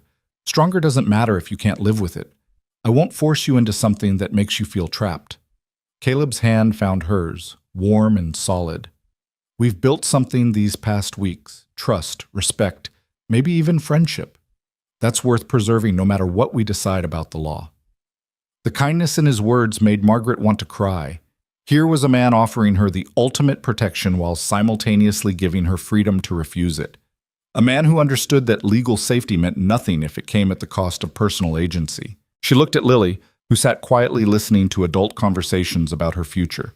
Her daughter, her reason for everything, the child she'd die to protect. What wouldn't she sacrifice for this girl? What price was too high? If we married, Margaret said slowly, directing her words to Fletcher but her eyes still on Lily, would it be real, legally binding and recognized? Completely. I can perform the ceremony myself. I'm authorized by the territory. We'd need 2 witnesses, which I can provide. You'd be husband and wife in every legal sense. But not in the personal sense, Margaret clarified, finally looking at Caleb. We'd need to be clear about expectations. This would be a marriage of convenience, a legal protection, not a real marriage in terms of She couldn't finish the sentence, her face flushing with embarrassment. We'd figure out the personal details as we went, Caleb said firmly. Separate rooms if you want them. No expectations beyond what we're both comfortable with. The marriage is real on paper, real in terms of protecting Lily. Everything else is negotiable between us. Fletcher cleared his throat delicately. I should mention that for the marriage to be unassailable legally, it should appear genuine. Living as husband and wife publicly, presenting a united front, demonstrating a legitimate family structure. What happens privately is your business, but outwardly, it needs to be convincing. Can we do that? Margaret asked Caleb. Can we pretend well enough to fool people who will be looking for reasons to tear this apart? Caleb's thumb traced across her knuckles, a gesture that was both comforting and intimate. I think we can do more than pretend. I think we can build something real, maybe not romance, but partnership, respect, shared purpose. That's more than a lot of married couples have. He was right, Margaret realized. She'd seen marriages based on love crumble under pressure. She'd lived in one herself, watching Charles's charm give way to lies and weakness. But this thing she and Caleb were building was different. It was founded on honesty, on mutual need, on a clear-eyed understanding of what they could offer each other. Maybe that was stronger than romance. Maybe that was what would last when the pretty feelings faded. All right, Margaret said, her voice steadier than she felt. Let's do it. Let's get married. Lily's head snapped up, her eyes wide. You're marrying Mr. Caleb? He's going to be my papa? The hope and fear mixed in the child's voice nearly undid Margaret's composure. He'll be your stepfather, sweetheart, which means he'll help take care of us and protect us. Would you like that? Lily's answer was to launch herself at Caleb, wrapping small arms around his neck with desperate strength. Yes, I want that. I want you to be my papa. Caleb stiffened for just a moment. Then his arms came around the child, holding her with a gentleness that made Margaret's heart clench. She could see the emotions playing across his face. Surprise, tenderness, grief for the daughter he'd never had, determination to be worthy of this child's trust. Then that's what I'll be, he said roughly, his voice thick. Your papa, and I'll do my best to be a good one. Fletcher, practical man that he was, pulled out his pocket watch. If we're doing this, we should do it now. I can have the witnesses here within the hour. The license just needs signatures. You can be married by noon. Everything was moving so fast, but Margaret found herself nodding. Yes, now. Before she could overthink it, before fear could convince her to run again, before Thornton could return and destroy this fragile hope they were constructing. I'll need to step out for a few minutes, Fletcher said, standing. Make yourselves comfortable. Help yourselves to water from the pitcher there. I'll return shortly with witnesses and we'll proceed. After he left, the three of them sat in thick silence. Lily remained on Caleb's lap, playing with one of his collar buttons, comfortable in a way she'd never been with any man except her father. Margaret watched them together and felt something shift in her chest, some locked door beginning to open. Are you sure? She asked Caleb quietly. Truly sure? This is your last chance to back out without consequence. Caleb met her eyes over Lily's head. I'm sure. Are you? I'm terrified, Margaret admitted. But I'm sure. This is right. For Lily, for the protection she needs. Maybe even for us. Maybe even for us, Caleb agreed. Strange how life works, isn't it? 2 months ago, I was a man who'd given up on everything except surviving day to day. Now I'm about to become a husband again, and a father for the first time. If someone had told me that morning you knocked on my door that this is where we'd end up, I'd have called them crazy. Would you have opened the door if you'd known? He was quiet for a moment, considering. Yes, he finally said. Even knowing all the complications, all the danger, all the ways this could go wrong, yes, because you and Lily gave me something I'd lost. You gave me a reason to care about tomorrow. The simple honesty of it made Margaret's eyes sting with tears. She reached across and took his free hand, the one not supporting Lily, and squeezed. Then let's build that tomorrow together, as partners, as a family. As a family, Caleb agreed. Fletcher returned 45 minutes later with 2 witnesses, a middle-aged woman who ran the general store below, and a banker named Morrison who Caleb seemed to know well. They were both clearly curious about the sudden marriage, but too polite to ask probing questions. The ceremony itself was brief and businesslike. Nothing like the romantic wedding Margaret had imagined as a young girl, or even the modest ceremony she'd had with Charles. Fletcher read the required words from a book, asking if they took each other as husband and wife. Margaret heard herself say, "I do," in a voice that sounded steadier than she felt. Caleb's "I do" was firm, decisive, leaving no room for doubt. "Do you have rings?" Fletcher asked. They didn't. Margaret hadn't even thought about rings. But Caleb reached into his pocket and pulled out a simple gold band. "This was Sarah's," he said quietly, holding it out to Margaret. "If you're comfortable wearing it." She would have wanted it to be used, not sitting in a drawer. Margaret took the ring with trembling fingers. It felt heavy, weighted with history and meaning. "Are you certain?" This was hers. And now it's yours. Different marriage, different circumstances, but still a promise to build something together. She'd approve. Caleb's voice was gentle but sure. Margaret slipped the ring onto her finger. It fit perfectly, as if it had been made for her. She had nothing to give Caleb in return, but he shook his head when she started to apologize. "We'll figure out the details later. For now, this is enough." "Then by the power vested in me by Montana Territory," Fletcher intoned, "I pronounce you husband and wife. Mr. Stone, you may kiss your bride if you wish." Caleb leaned forward and pressed a chaste kiss to Margaret's forehead, a gesture that was more promise than passion. She found herself grateful for his restraint, for his understanding that this moment was complicated enough without adding physical expectation. The witnesses signed the certificate. Fletcher notarized it with official stamps and seals. And just like that, Margaret Hale became Margaret Stone, and Lily gained a stepfather, and Caleb Stone found himself responsible for two people who'd arrived at his door less than 2 months ago. "Congratulations," Fletcher said, genuine warmth in his voice. "Now, let's make sure this marriage does what it needs to do, protect your family from those who'd tear it apart." The rest of the day was spent in Fletcher's office, preparing for Thornton's inevitable return. They reviewed every legal angle, every potential argument, every piece of evidence that proved Lily was thriving in their care. Fletcher coached them on what to say, how to present themselves, how to make clear that this family would not be intimidated by threats or fraudulent documents. By the time they left Stone Creek in the late afternoon, Margaret felt both exhausted and strangely energized. She was married. She had legal protection for Lily. She had a partner in this fight instead of facing it alone. The fear that had been her constant companion for 2 years had finally begun to loosen its grip. On the wagon ride home, Lily chattered happily about having a papa, already claiming Caleb as fully as if he'd always been part of her life. Margaret listened with half an ear, her mind processing everything that had happened, everything that had changed.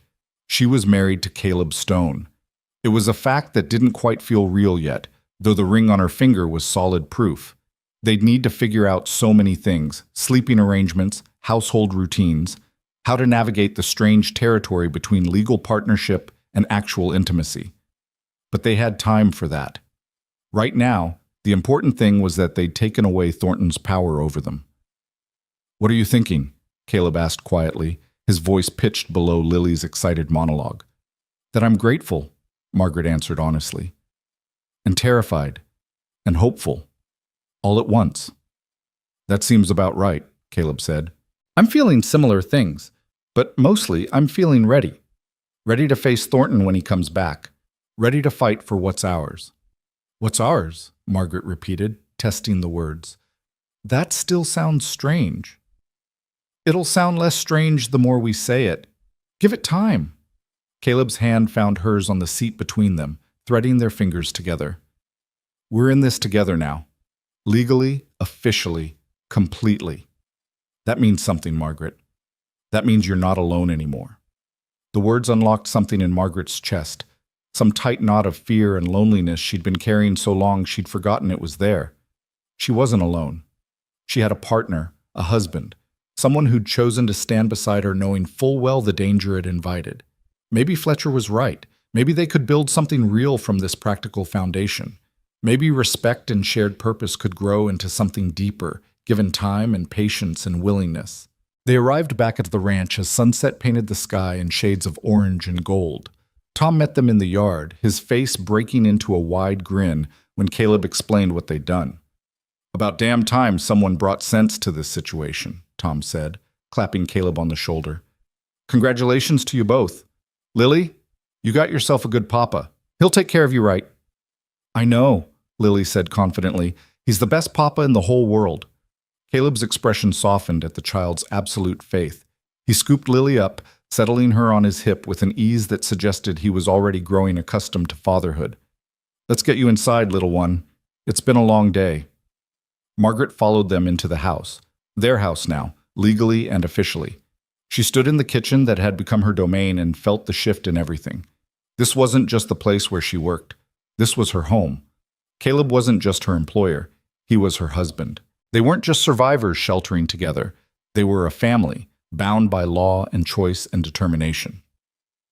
That night, after Lily was tucked into bed, Margaret and Caleb stood in the hallway between their rooms, the awkwardness of their new situation suddenly overwhelming. I'll take the spare room, Caleb said immediately. You and Lily keep the one you've been using. We'll figure out better arrangements later, but for now, that's fine, Margaret said quickly, relief and something that might have been disappointment mixing in her chest. We should probably talk, though, about expectations, about how we navigate this. They moved to the kitchen, sitting across from each other at the table where they'd shared so many meals. The lamp burned low between them, casting shadows that softened the harsh edges of reality. I meant what I said earlier, Caleb began. This marriage is real legally, but what it becomes personally is up to both of us. I won't pressure you for anything you're not ready to give. We're partners first. Everything else comes if and when it feels right. Thank you for understanding that, Margaret said. I need time to adjust to this. To being married again, to sharing a life with someone, to trusting that this is real and stable. Take all the time you need. We've got nothing but time. Caleb paused, then added, but in public, we need to be convincing. Thornton or others will look for cracks they can exploit. So when we're in town, when people visit, we need to appear like what we are. A married couple building a life together. I can do that, Margaret assured him. I'm good at pretending when necessary. Let's hope we won't have to pretend for long, Caleb said. Let's hope this becomes real enough that there's no pretending involved. The comment hung in the air between them, full of possibility and uncertainty. Margaret wanted to ask what he meant, wanted to explore whether he felt any of the complicated attraction she was beginning to feel toward him. But it was too soon, too raw, too much for one day that had already held more change than most people experienced in years. I should sleep, she said instead. Tomorrow Thornton might return and I need to be ready. We need to be ready, Caleb corrected. We face him together, remember? Together, Margaret agreed, standing and moving toward her room. At the doorway, she paused and looked back. Caleb? Thank you for everything, for giving us safety, for giving Lily a father, for giving me a chance to stop running.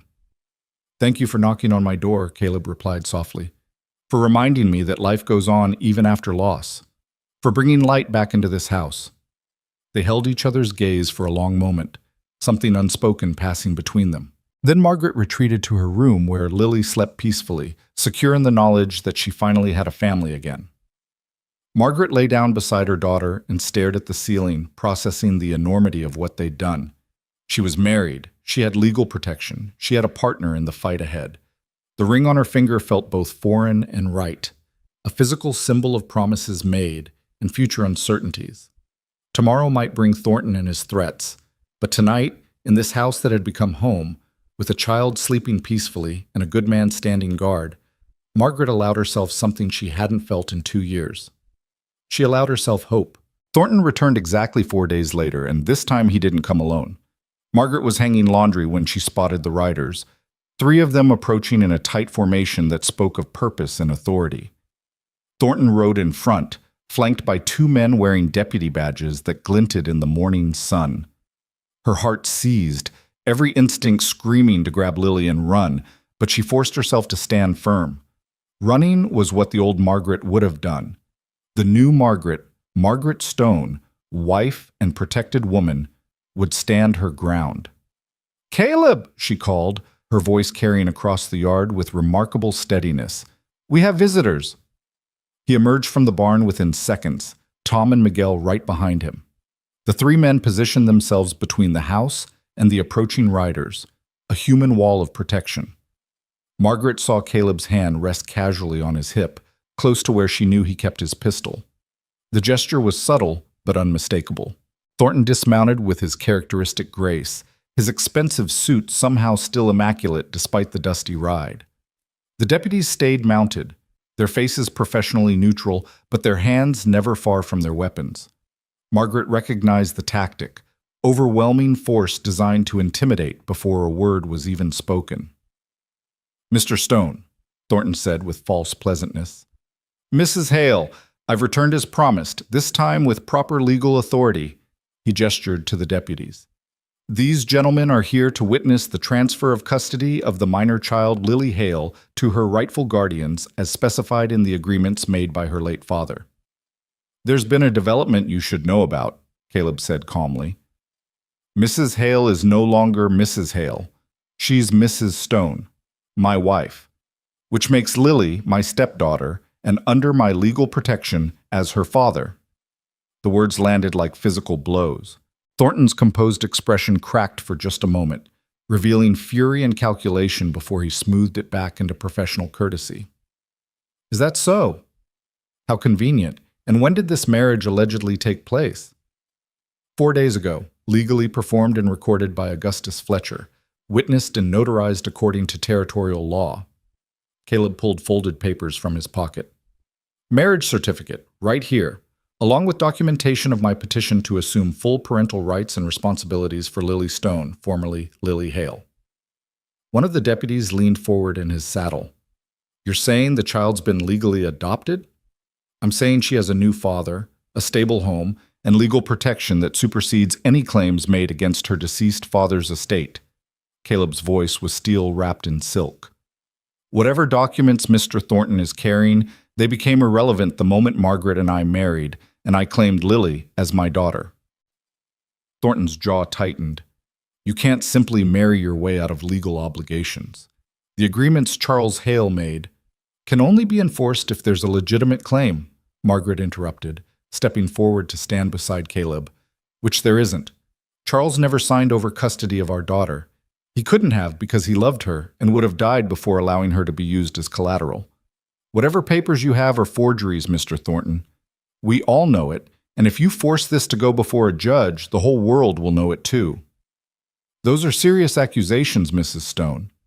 Thornton's use of her married name was sharp, mocking. Accusing an officer of the court of forgery could have consequences. "So could attempting to kidnap a child under false pretenses," Caleb shot back. "Sheriff Morrison might be interested to hear about a Boston lawyer trying to remove a territorial citizen's daughter based on questionable documentation. The sheriff takes a dim view of outsiders causing trouble in his jurisdiction." The second deputy shifted uncomfortably. "Mr. Thornton, if there's a dispute about the legitimacy of these documents, maybe we should wait for—" "The documents are legitimate," Thornton insisted, but there was a thread of uncertainty in his voice now. "I have witnesses, signatures, proper legal—" "Then present them before a judge," Fletcher's voice cut through the tension. The lawyer had appeared from the direction of the road, riding a horse with surprising speed for a man his age. "Present them before Judge Hawthorne in territorial court. Let's examine these documents in proper legal proceedings where forgery can be properly assessed." Thornton's face darkened. "This is none of your concern, Fletcher. On the contrary, it's entirely my concern. I represent Mr. and Mrs. Stone, and I won't allow you to intimidate my clients or attempt to remove a child from her legal guardians without proper judicial review." Fletcher dismounted and pulled his own sheaf of papers from his saddlebag. "I've done some investigating into your methods, Mr. Thornton. Seems you've pulled this scheme before, threatening legal action based on fabricated documents, relying on people being too poor or frightened to fight back. But the Stones aren't poor, and they're not frightened. They're prepared to fight this all the way to territorial Supreme Court if necessary." One of the deputies cleared his throat. "Mr. Thornton, if there's question about the document's validity, we can't proceed with removing the child. We'd need a court order from Judge Hawthorne, and he'd want to review everything first."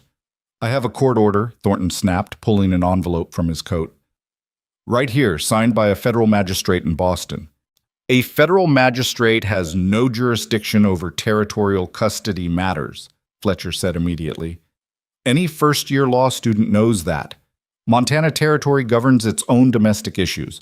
You need a territorial judge's order, Mr. Thornton, and you don't have one." The deputies exchanged glances. The first one spoke carefully. "Sir, if Mr. Fletcher's right about jurisdiction, we can enforce a federal order on territorial matters. We'd need to take this before Judge Hawthorne." Thornton's mask of civility was crumbling fast, revealing the calculating predator beneath. "You're all making a serious mistake. My clients don't appreciate being denied what they're legally owed. There will be consequences for this obstruction." "The only consequence will be the truth coming out," Margaret said, her voice ringing with newfound strength. "The truth that you prey on desperate people, that you fabricate documents, that you use the appearance of legal authority to terrorize families. I'm done being afraid of you. I'm done running. You want Lily? You'll have to go through me, my husband, our lawyer, and every person in this territory who believes parents have the right to protect their children from criminals hiding behind law licenses." The words hung in the air like a battle cry. Margaret saw Thornton's eyes narrow, saw him calculate whether pushing this fight was worth the risk of exposure. She held her breath, waiting for his response, prepared for violence if it came. But it was Lily who broke the stalemate. The child emerged from where she'd been hiding behind Tom, her small face set with determination that echoed her mother's. She walked straight to Caleb and took his hand, looking up at Thornton with eyes that held no fear, only defiance. "This is my papa," she said clearly. "My real papa died, but now I have a new papa who loves me and keeps me safe. You can't take me away from my mama and papa. We're a family." The simple declaration, spoken with a child's absolute certainty, seemed to crystallize everything. Here was a girl who'd found safety and love. Here was a family that had chosen each other. Here was truth standing against corruption. Even the deputies seemed moved. The first one cleared his throat again.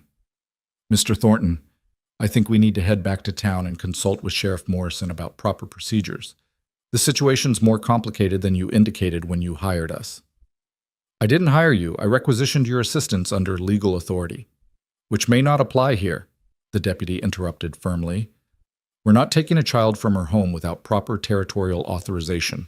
That's final." Thornton's face had gone red with suppressed rage. "This isn't over. I'll be back with proper documentation, with a territorial judge's order, with whatever's necessary. You people think you've won, but you've only delayed the inevitable." "By all means, go to Judge Hawthorne," Fletcher said cheerfully. "Request a full hearing. Present your evidence. We'll present ours, including testimony about your pattern of fraud and intimidation. Let's see whose documentation holds up under judicial scrutiny." The threat was clear. If Thornton pushed this to court, his entire operation would be exposed. He could pursue this one case and risk destroying his ability to prey on future victims, or he could cut his losses and retreat. It was a calculated gamble, banking on Thornton's self-interest outweighing his commitment to his clients. For a long moment, Thornton stood frozen, clearly weighing his options. Then his expression shifted, became cold and closed. "My clients will be informed of this obstruction. Whatever consequences follow are on your heads." He swung back into his saddle with violent grace. "This territory is more backward and lawless than I was led to believe. No wonder you all hide out here in the wilderness. Civilized society would never tolerate such disregard for legal obligations." Or maybe civilized society is what you find when people care more about protecting children than collecting debts, Caleb said quietly. "You're welcome to test that theory in our courts, Thornton, but something tells me you won't be back." Thornton yanked his horse's reins and rode off without another word, the deputies following with obvious relief at escaping the situation. The 5 adults watched until the riders disappeared into the distance, nobody speaking until the hoofbeats faded completely. Then Margaret's legs gave out. She sank to her knees in the dusty yard, gasping for breath she couldn't seem to catch. The fear she'd held at bay through sheer will came flooding back, making her shake so violently she couldn't control it. Caleb was beside her instantly, his arms around her, his voice low and steady in her ear. "It's over. He's gone. You're safe." "He could come back," Margaret gasped. "He could bring a real judge, real documents." "He won't," Fletcher said with certainty. "I've seen men like Thornton before. They're predators who rely on fear and confusion. Once their prey shows teeth, once the fight becomes expensive and public, they move on to easier targets. He knows now that pursuing this case means exposing his methods. He can't risk that. But his clients, the men Charles owed money to, will cut their losses. $2,000 is substantial, but it's not worth the scrutiny this would bring. They operate in shadows. This fight would shine light into places they can't afford to have examined. Fletcher crouched down beside Margaret. You won, Mrs. Stone. You stood your ground, and you won. Margaret looked up at Lily, who was watching her mother with worried eyes. The child had been so brave, speaking up when it mattered most, claiming her family with a conviction that had turned the tide. Whatever else happened, Lily would remember this day. Remember that her mother had fought for her, that Caleb had stood as her father, that family meant people who protected each other against impossible odds. Come here, sweetheart, Margaret said, opening her arms. Lily rushed into them, and Margaret held her daughter tight, breathing in the scent of her hair, feeling the solid warmth of her small body. Real. Safe. Still hers. Tom cleared his throat gruffly. Well, that was more excitement than I've had in years. Miguel, let's get back to work before the horses think we've forgotten them entirely. Boss, you take care of your family. We'll handle the ranch for a while. After the two men left, Fletcher prepared to return to town. I'll file paperwork formally documenting the adoption and marriage. Make sure everything's properly recorded. If Thornton does somehow convince a territorial judge to hear his case, which I doubt, we'll be ready. But I truly believe you've seen the last of him. Thank you, Caleb said, shaking the older man's hand. For everything, for believing us, for fighting with us. That's what law should do, Fletcher replied. Protect the innocent, defend the powerless, stand between families and those who destroy them. Today it worked the way it's supposed to. That's worth more than any fee. He tipped his hat to Margaret. You've got a good man here, Mrs. Stone. And Mr. Stone, you've got a family worth fighting for. Take care of each other. After Fletcher rode away, the three of them stood in the yard, Caleb, Margaret, and Lily, connected by shared trauma and shared victory. The danger had passed, at least for now. The threat that had hung over them like a storm cloud had dissipated, leaving behind shaky relief and the beginning of genuine hope. I think, Caleb said slowly, we could all use something normal right now. Margaret, what do you say to making that bread Lily claims tastes like sunshine? I think we've earned something sweet. Margaret laughed, the sound surprising her with its genuine joy. I think that's the best idea I've heard in weeks. They went inside together, and Margaret set to work in the kitchen that had become her sanctuary. She mixed flour and water and yeast, her hands performing familiar motions that soothed her rattled nerves. Lily pulled a chair up to the counter to watch, asking her usual stream of questions. Caleb sat at the table with coffee, his presence solid and reassuring. This, Margaret thought as she kneaded dough, was what safety felt like. Not the absence of danger, but the presence of people who'd stand beside you when danger came. Not isolation and constant vigilance, but community and shared strength. As the bread baked, filling the house with warmth and the yeasty scent of rising dough, Margaret found herself really looking at her life for the first time in years. She had a home, a real home, not just a temporary shelter. She had a partner, a man who'd proven his worth in the most fundamental way by choosing to protect when protection came at personal cost. She had her daughter, safe and happy, and beginning to believe the world could be kind. It wasn't what she'd imagined when she'd knocked on Caleb Stone's door 8 weeks ago. It wasn't the life she'd planned when she married Charles or when she became a mother.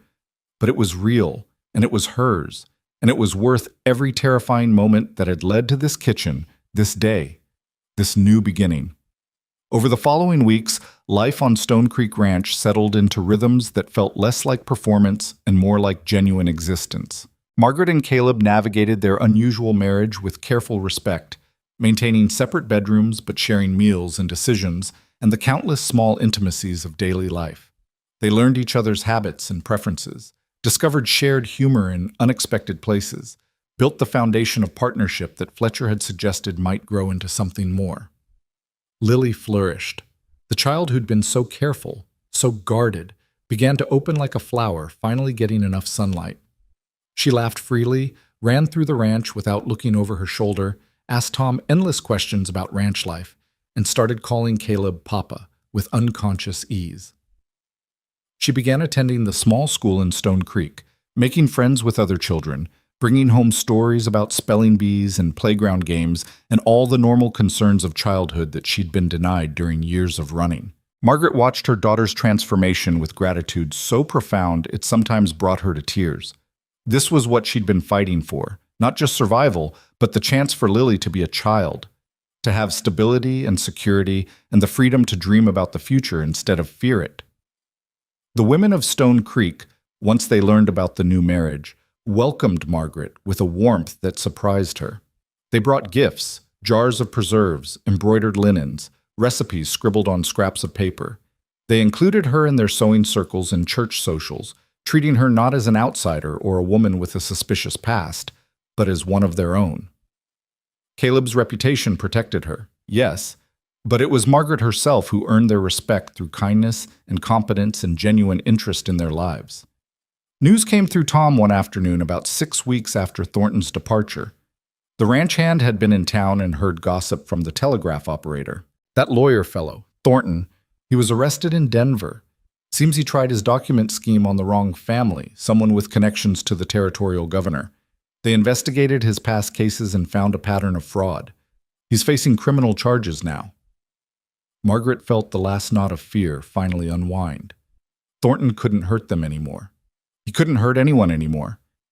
The monster that had chased them across half the country was caged. That night, after Lily was asleep, Margaret found Caleb on the porch, watching stars emerge in the darkening sky. She settled into the chair beside him, comfortable in the silence they'd learned to share. "Fletcher was right," she said finally. "We won." "We did," Caleb agreed. "You stood your ground when you could have run. That took courage. I had help standing. I couldn't have done it alone." Margaret turned to look at him. This man who'd become her husband almost by accident, but who'd proven himself worthy of the title in every way that mattered. "Thank you, Caleb, for everything, for taking us in, for marrying me to keep Lily safe, for being the father she needed." "I should be thanking you," Caleb said quietly. "You brought my house back to life. You gave me reasons to care about tomorrow instead of just surviving today.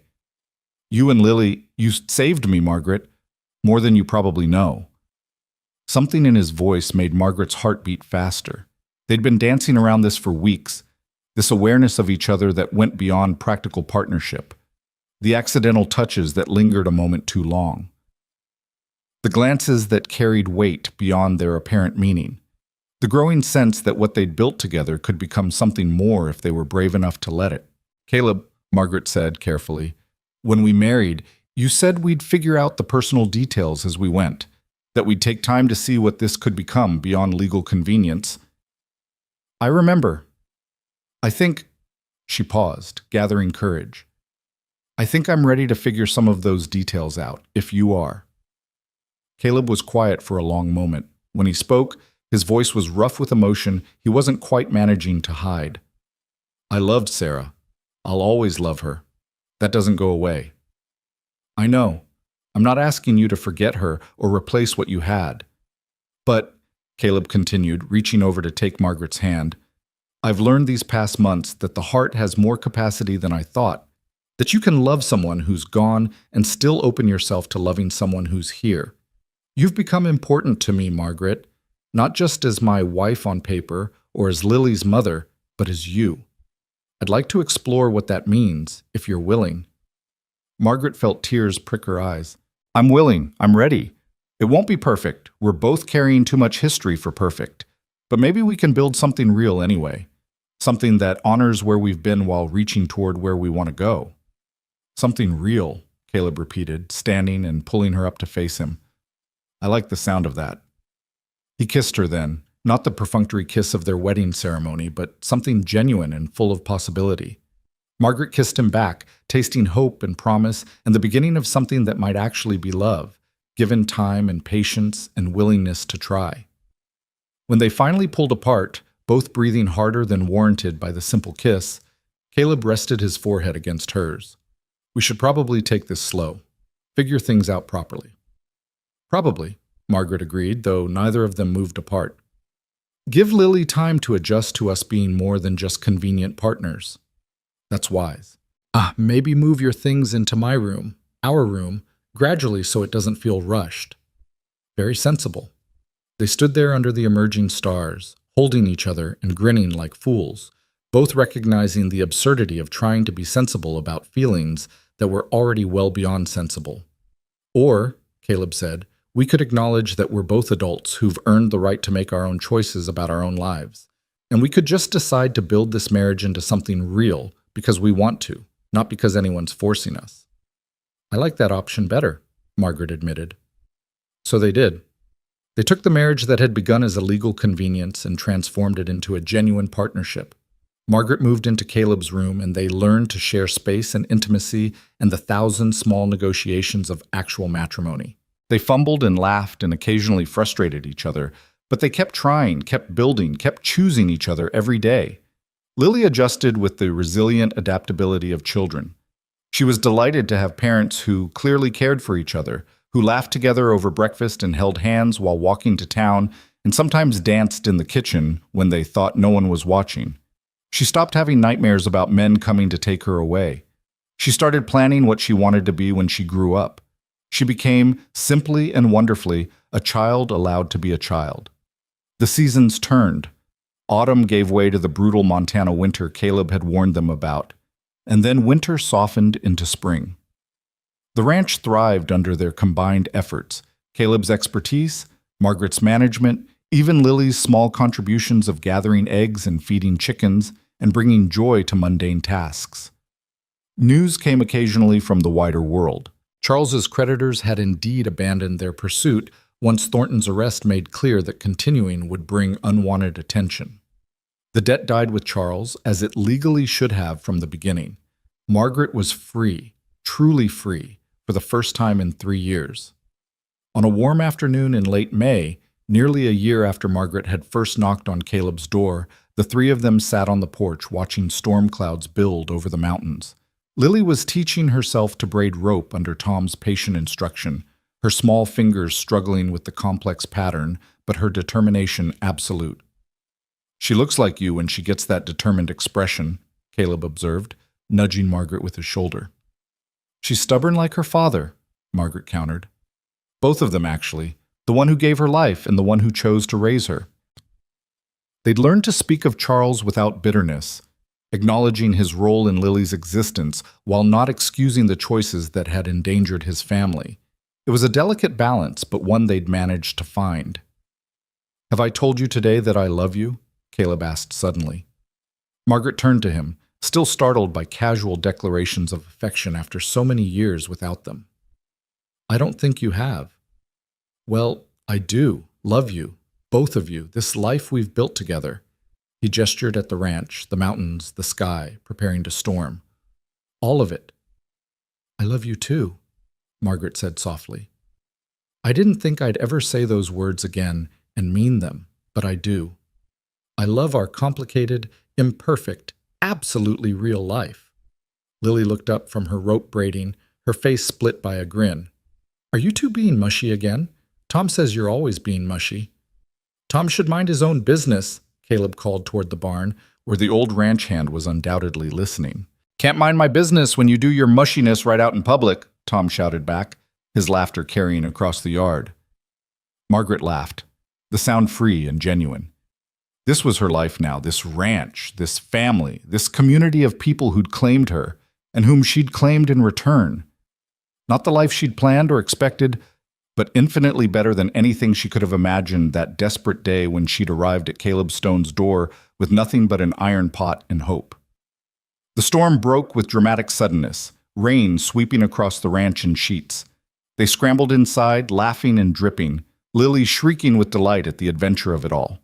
Margaret busied herself stoking the fire and preparing hot drinks while Caleb and Lily toweled off, their voices mixing with the drum of rain on the roof. Later, after dinner, after Lily was tucked into bed with stories and kisses, after the storm had passed and left the world smelling of wet earth and possibility, Margaret and Caleb stood at their bedroom window, watching moonlight break through departing clouds. "Do you ever regret it?"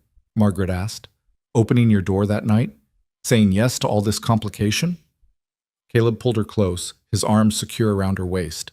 "Not for a single moment. Best decision I ever made, letting you and Lily into my life." You taught me something important. What's that? That family isn't just about blood or law or even love, though those things matter. Family is about choosing to stand together when the world tries to tear you apart. It's about protection and partnership and building something worth defending. He kissed her temple. You knocked on my door offering to cook. What you really offered was a reason to start living again. I'll be grateful for that until the day I die. Margaret turned in his arms, reaching up to cup his face. We saved each other, I think. You gave us safety when we needed it most. We gave you purpose when you'd forgotten why life mattered. We all got exactly what we needed, even if we didn't know it at the time. Fate, maybe, Caleb suggested, or luck, or just the universe deciding we'd suffered enough and deserved something good. Whatever it was, I'm grateful. Margaret kissed him softly. I'm home, Caleb. After 3 years of running, of being afraid, of never knowing if tomorrow would bring disaster. I'm finally home. You are, he agreed. We all are. This is our home, our family, our life. And nobody, not Thornton, not creditors, not the past, can take that away from us. We fought for it. We earned it. It's ours. They stood together in the moonlight, husband and wife, not by accident or convenience, but by choice and commitment and hard-won love. Outside, the ranch settled into quiet night sounds, cattle lowing, horses shifting in their stalls, the wind singing through pine trees on the mountainside. Inside, 3 people who'd found each other against impossible odds slept secure in the knowledge that they belonged to each other, protected by bonds stronger than blood and deeper than law. The woman who'd knocked on a widowed cowboy's door offering her skills as a cook had become the heart of his home. The child who'd hidden behind her mother's skirts had become a daughter with 2 fathers, one who'd given her life, one who'd chosen to give her everything else. The man who'd been slowly dying of grief had rediscovered reasons to live, found in the laughter of a child and the love of a woman brave enough to believe in second chances. Stone Creek Ranch had become more than a place. It had become a testament to the power of choosing family, of standing together against darkness, of believing that broken people could build something whole if they were willing to try. The knock that had started everything had led to this, to peace, to belonging, to love that was real precisely because it had been tested and had survived. Margaret Hale had arrived seeking employment. Margaret Stone had found home. And in finding home, all 3 of them had finally, completely, been saved. The end came not with dramatic flourish, but with the quiet certainty of sunrise after a long night. They had weathered the storm. They had protected what mattered. They had built a family that would last not because it was perfect, but because it was real and chosen and defended with everything they had. That was enough, more than enough. It was everything.